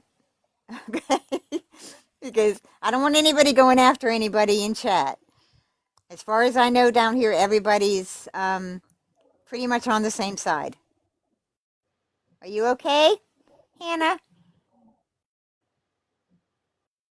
You're not getting sick, are you? Ah! Cray Cray. I didn't see you down there. Hello. Okay, good. I love Becca Scoops. I do too. I do too. Um, back months ago when she wasn't showing her face, I was like, because I always feel like I don't care what you're going to do. If you're going to do content about anything, show your face. Stop I hiding behind agree. these, stop hiding behind these avatars. Just stop it. You have a right to talk about this case as a public case. Just, and I've never been worried about being doxxed or, I've been public online since the 90s. So everybody knows where I live. I've had threats, because I've got real political trolls coming after me. So I've had threats. I don't care. What are they going to do? They're not going to do nothing to me. Especially if I'm as vocal and as out there as I am. If they try to do something to me, the first door they're going to go to is them people that I talk about. So, I'm not concerned or nervous or anything like that. But, I understand why people with maybe kids have to do it. But Becca was, behind that avatar and everything. And then Bree and Fancy doxed her. And, so now she's doing videos with her face, and I'm like, that is just so awesome. That is so kick-ass, because it's like, Oh go ahead, yeah. dox me, fine. Here's my face, motherfuckers.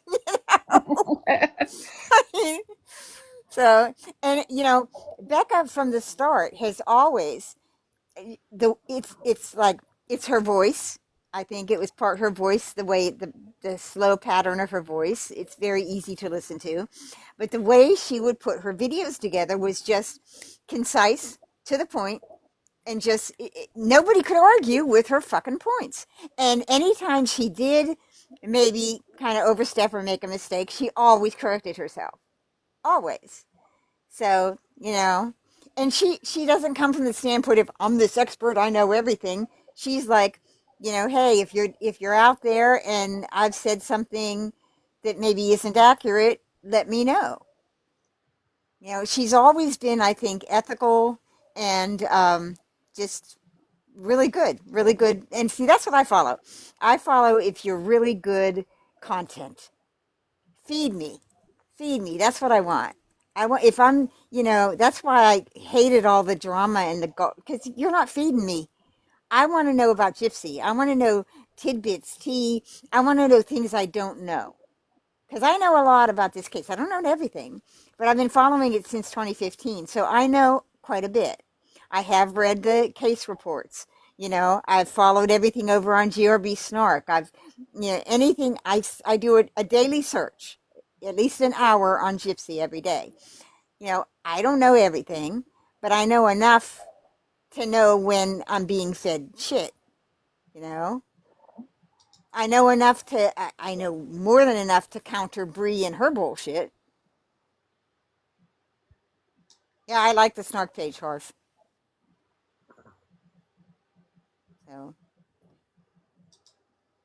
but no, I follow Becca. I follow Ashley. Um, I follow all the ones that are reading the emails. Because I don't have time to read. There's thousands of these emails, and I don't have time to read it all. So I follow that every day. Anybody that's reading the emails, I follow.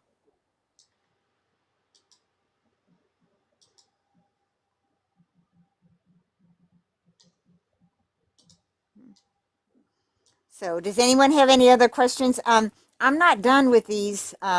It's hard. I can do about 30 emails a night. My mouth gets all dry, and it's really hard.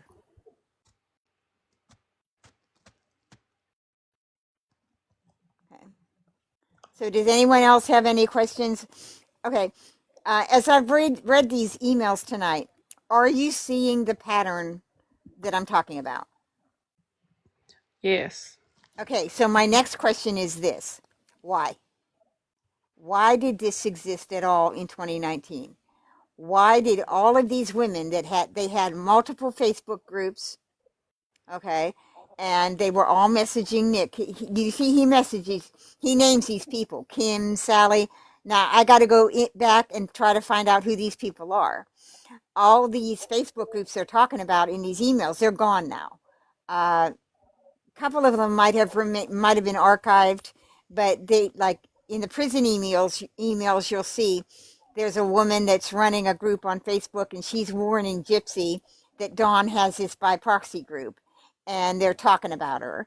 And this woman has a group, and she keeps changing the name of the group, and she archived it. So I got to go back and find all of the backup for these emails, but that's going to take me time. So, but what I want to know is from what I've read tonight, do you understand how they were manipulating Nick and why they might have been manipulating Nick?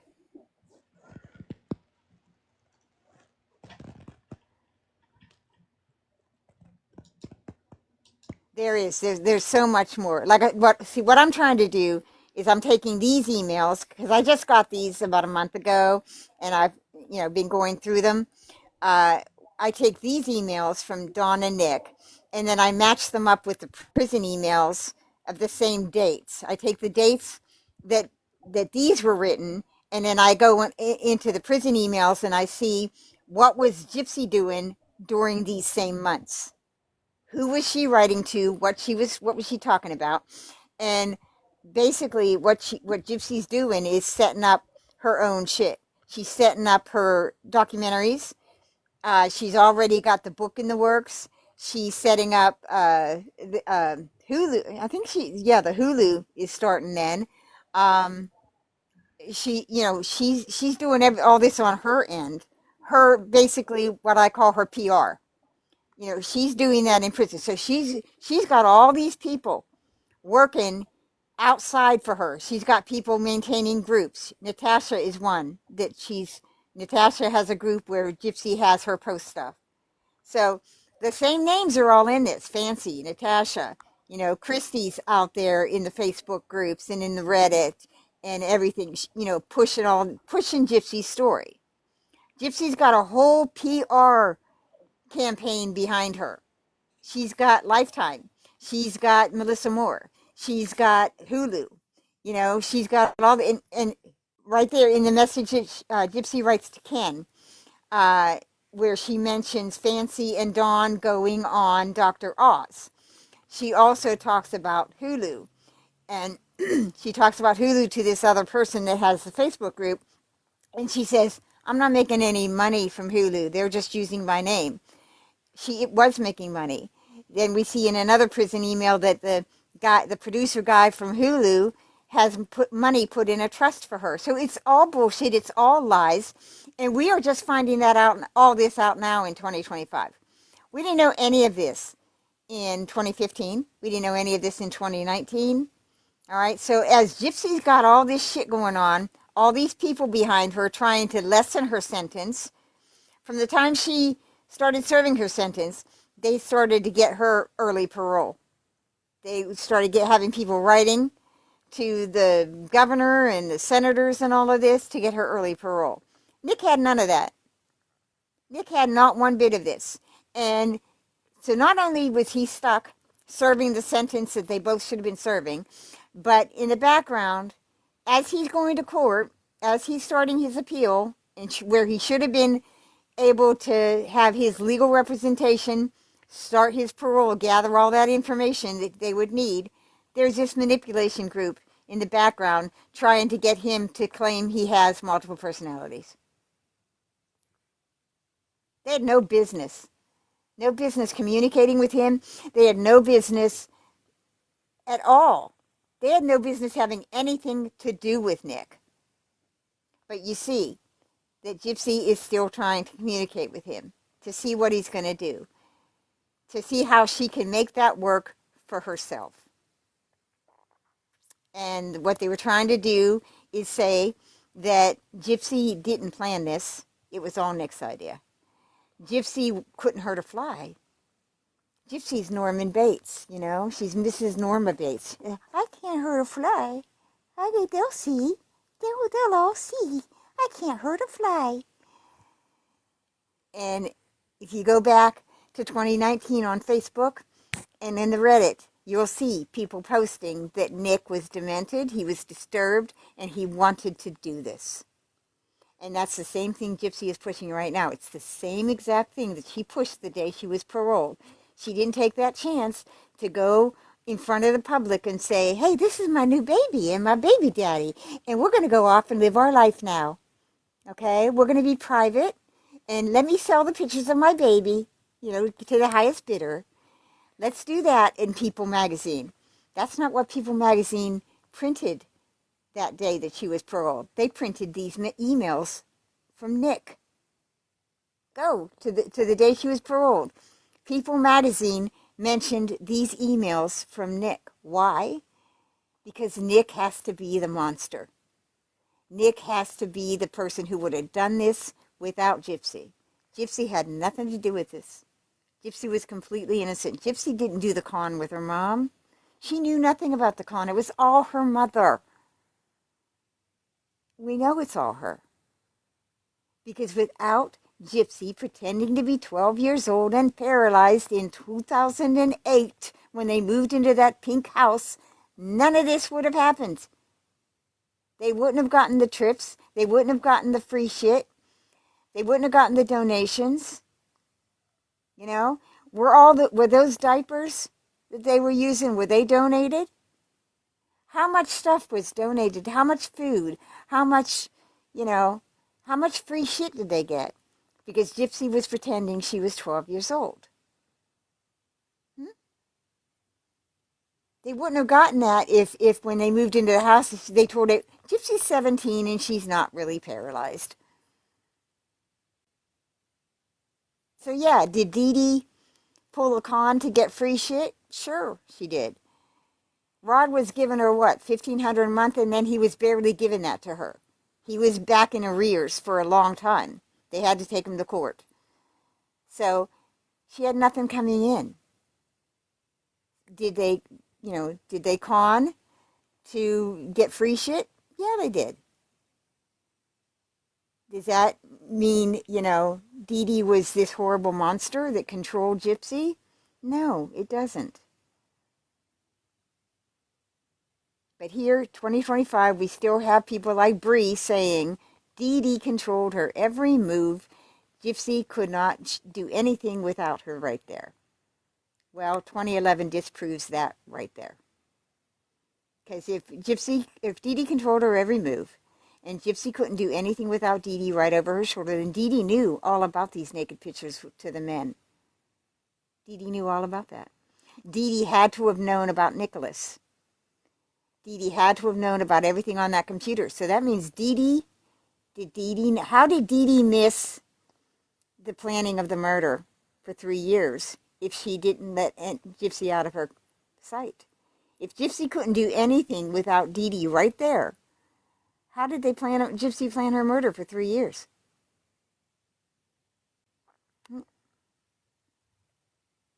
Maybe it's me. Maybe I'm missing something. Maybe I'm the crazy one.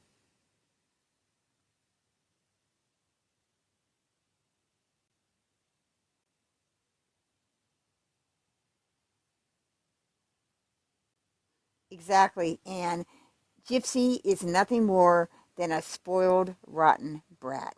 She's homicidal, and she's a sociopath, and she's a narcissist.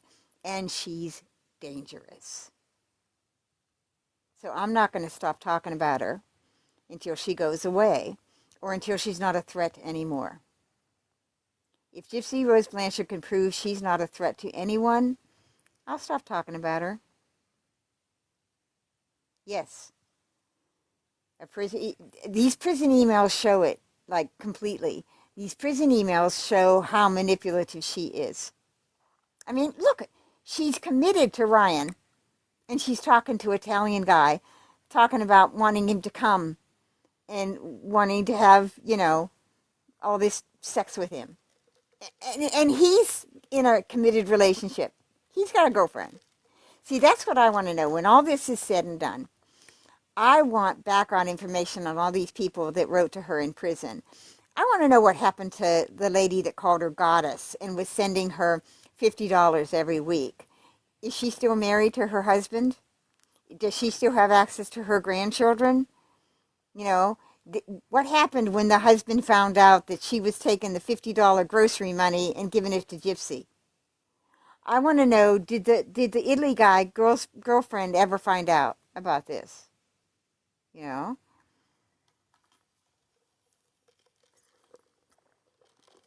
Yes, Audrey, I completely agree. That's why she left TikTok. We've got a bunch of shit that's going to come out.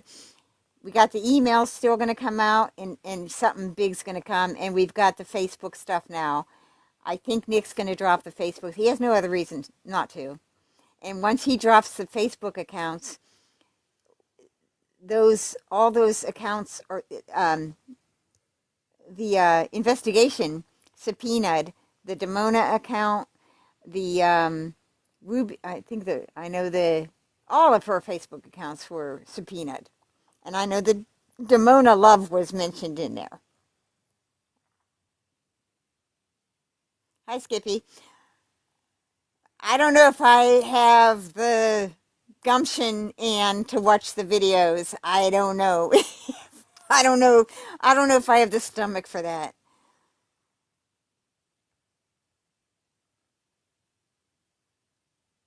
Oh, I didn't see you, Nellie Belly. Hello. I agree, Nellie Belly. I want to know those men from Vision Con. I want to know why they didn't come forward. We don't know, though. They may have talked to the investigation and it's just sealed. Just like the Facebook stuff has been sealed. You know?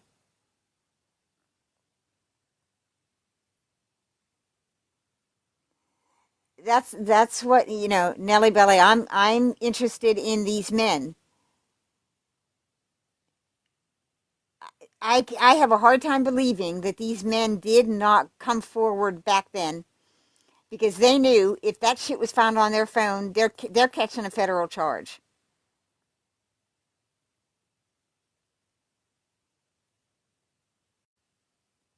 Oh, Ariel, according to the description of the videos, we got a bunch of video of Gypsy in various stages of whatever you want to call it, unclothed and doing lots of weird things. It's just not something I want to see. And trust me, I'm not a namby-pamby prude. I have seen quite a bit. In fact, that's another thing I wanted to mention. Gypsy and the like the Disney, uh, the the post she made over on Nicholas. She had a Nicholas Godejohn account with herself, and she posted that Beauty and the Beast, like that real sexual Beauty and the Beast cartoon. Back then in 2011, all that was on a site called DeviantArt, and we would go there and use that for our avatars, like in Second Life. We would use all that Disney art, and you can go over on PORN Hub right now and just search animation or search Disney, and up will pop actual animated PORN of all the Disney characters. You know, and so all of this was back there back in 2011 and 2015, and so years ago when I saw her posting that and posting all the Japanese anime, I knew where she was at online. I knew exactly where she was going. That's what made me think she was in Second Life.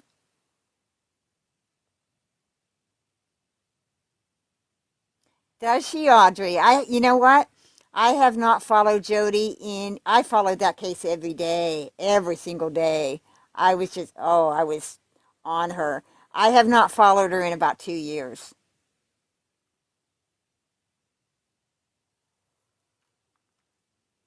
Sonny, hang on a second. Okay, what videos do they supposedly have, Sonny?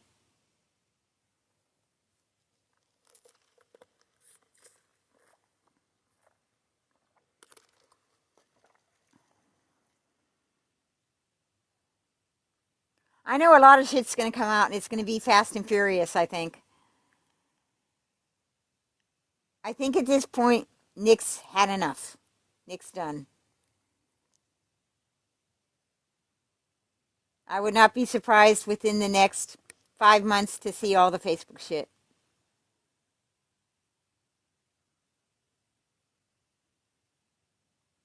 Oh, I am definitely going to keep up on this, guys.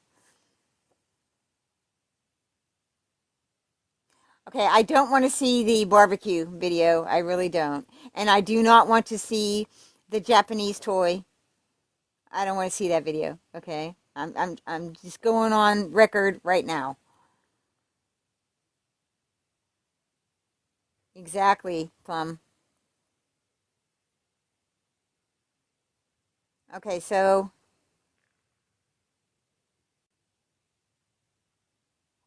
Nick's the NPG Cornerstone on Facebook. Is that what you're talking about? Uh, I agree and disagree with that, Ariel. As a narcissist, yes.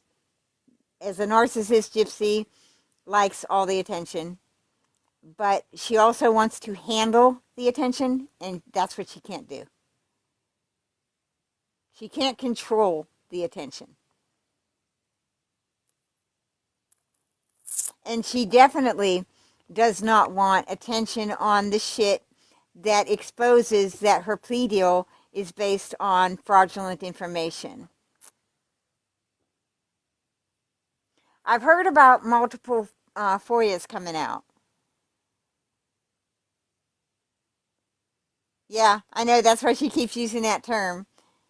She just used it, with the stuff with Ryan. I've been a good girl lately.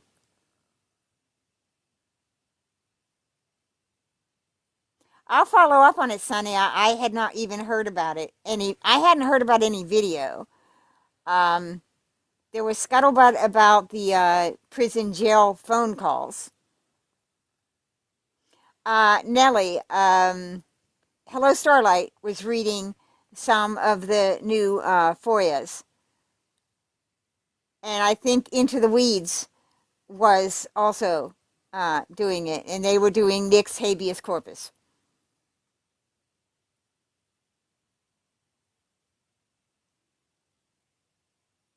Oh, January's coming up quick. That's my birthday. That'll be my birthday present. My birthday is January 15th.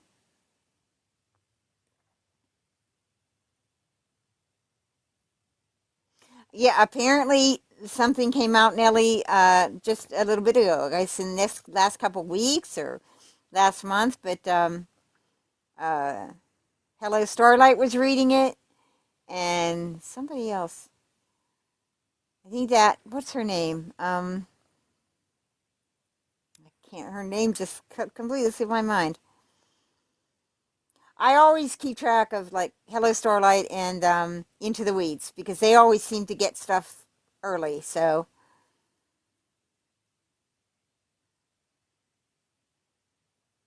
Are you serious, Ariel? Happy birthday! Spending your birthday with us.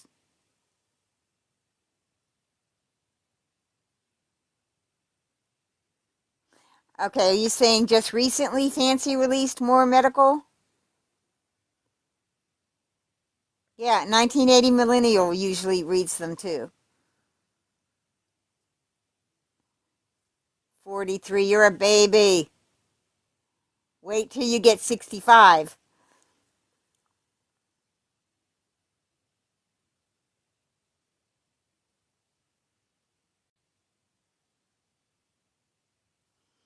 So, I'll continue these. I don't know if I can do it tomorrow night. Maybe Tuesday, I can continue reading some more of these Dawn emails. And then I want to see if I can find anything else about these alternate personalities that she claimed she had.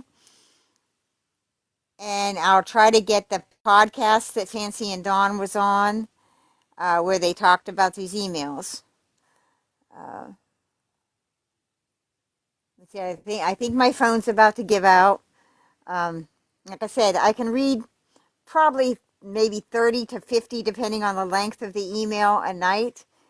but it gets really hard on my eyes because this print is really teeny. You know, what I could do is I could send them to if somebody else wants to read, I would be more than happy to let you guys up and somebody else read if you'd want to do that. If anybody's interested in doing that next time, let me know. And then we can get through more of them. Great. Thank you. If you would be willing to do that, because my mouth gets all dry and I'm, you know, and my eyes hurt. But okay, what I'll do is if you want, who wants to help read? Anne, Audrey, you both want to help read? Okay, send me a message if you want to help read these, and I will send these to you. And then we can break them up because we got people that were coming in later and they missed the beginning of it. So it wouldn't be a bad idea to read these on a repeated basis. But I would definitely need help with that. So send me a message and I'll get these emails to you. I would need your email because I don't think I can send it through TikTok. I would need your actual email. Mine is jfkannie@gmail.com. That's my email if you want to send me a message. And I can just reply to you. Right. And there is a lot of new people coming in. So, you know, it would not be a bad idea to do continued lives and just be repetitive. You know, and anybody that's already heard it, they don't have to listen. You know, it can be for the new people coming in. And a lot of people too are doing their own lives when I'm doing mine. So, you know, I don't want to like piggyback on somebody else's or distract from somebody else's lives that's doing good material. So, you know, I like to schedule mine when nobody else is doing something.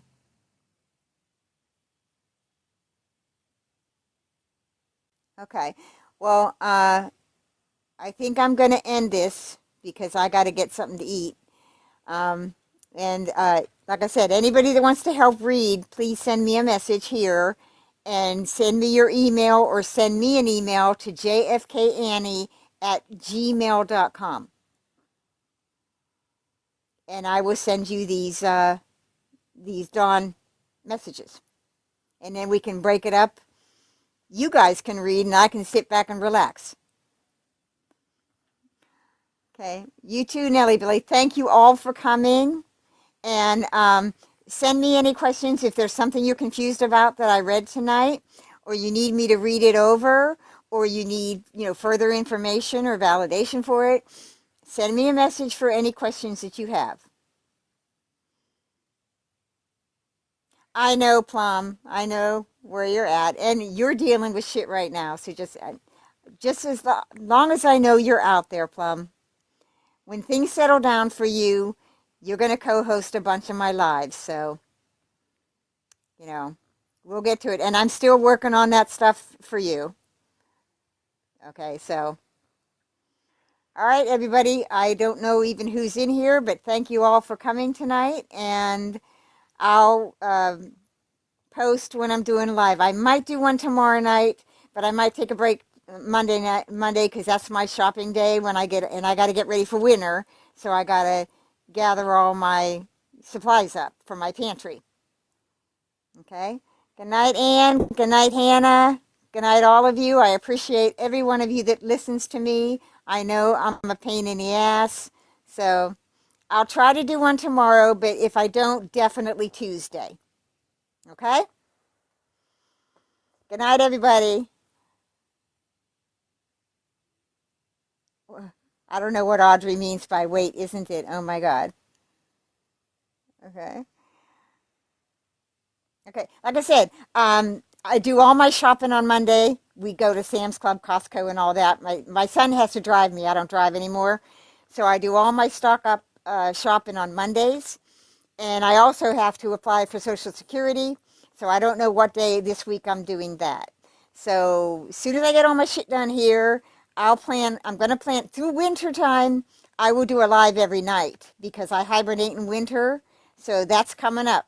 You got me every night to look forward to through winter. Okay? So let me get with all of you to see who wants to read, and then I'll get all this information to you, and we can start scheduling. Okay? All right. Good night, everybody. Love y'all. See you this week.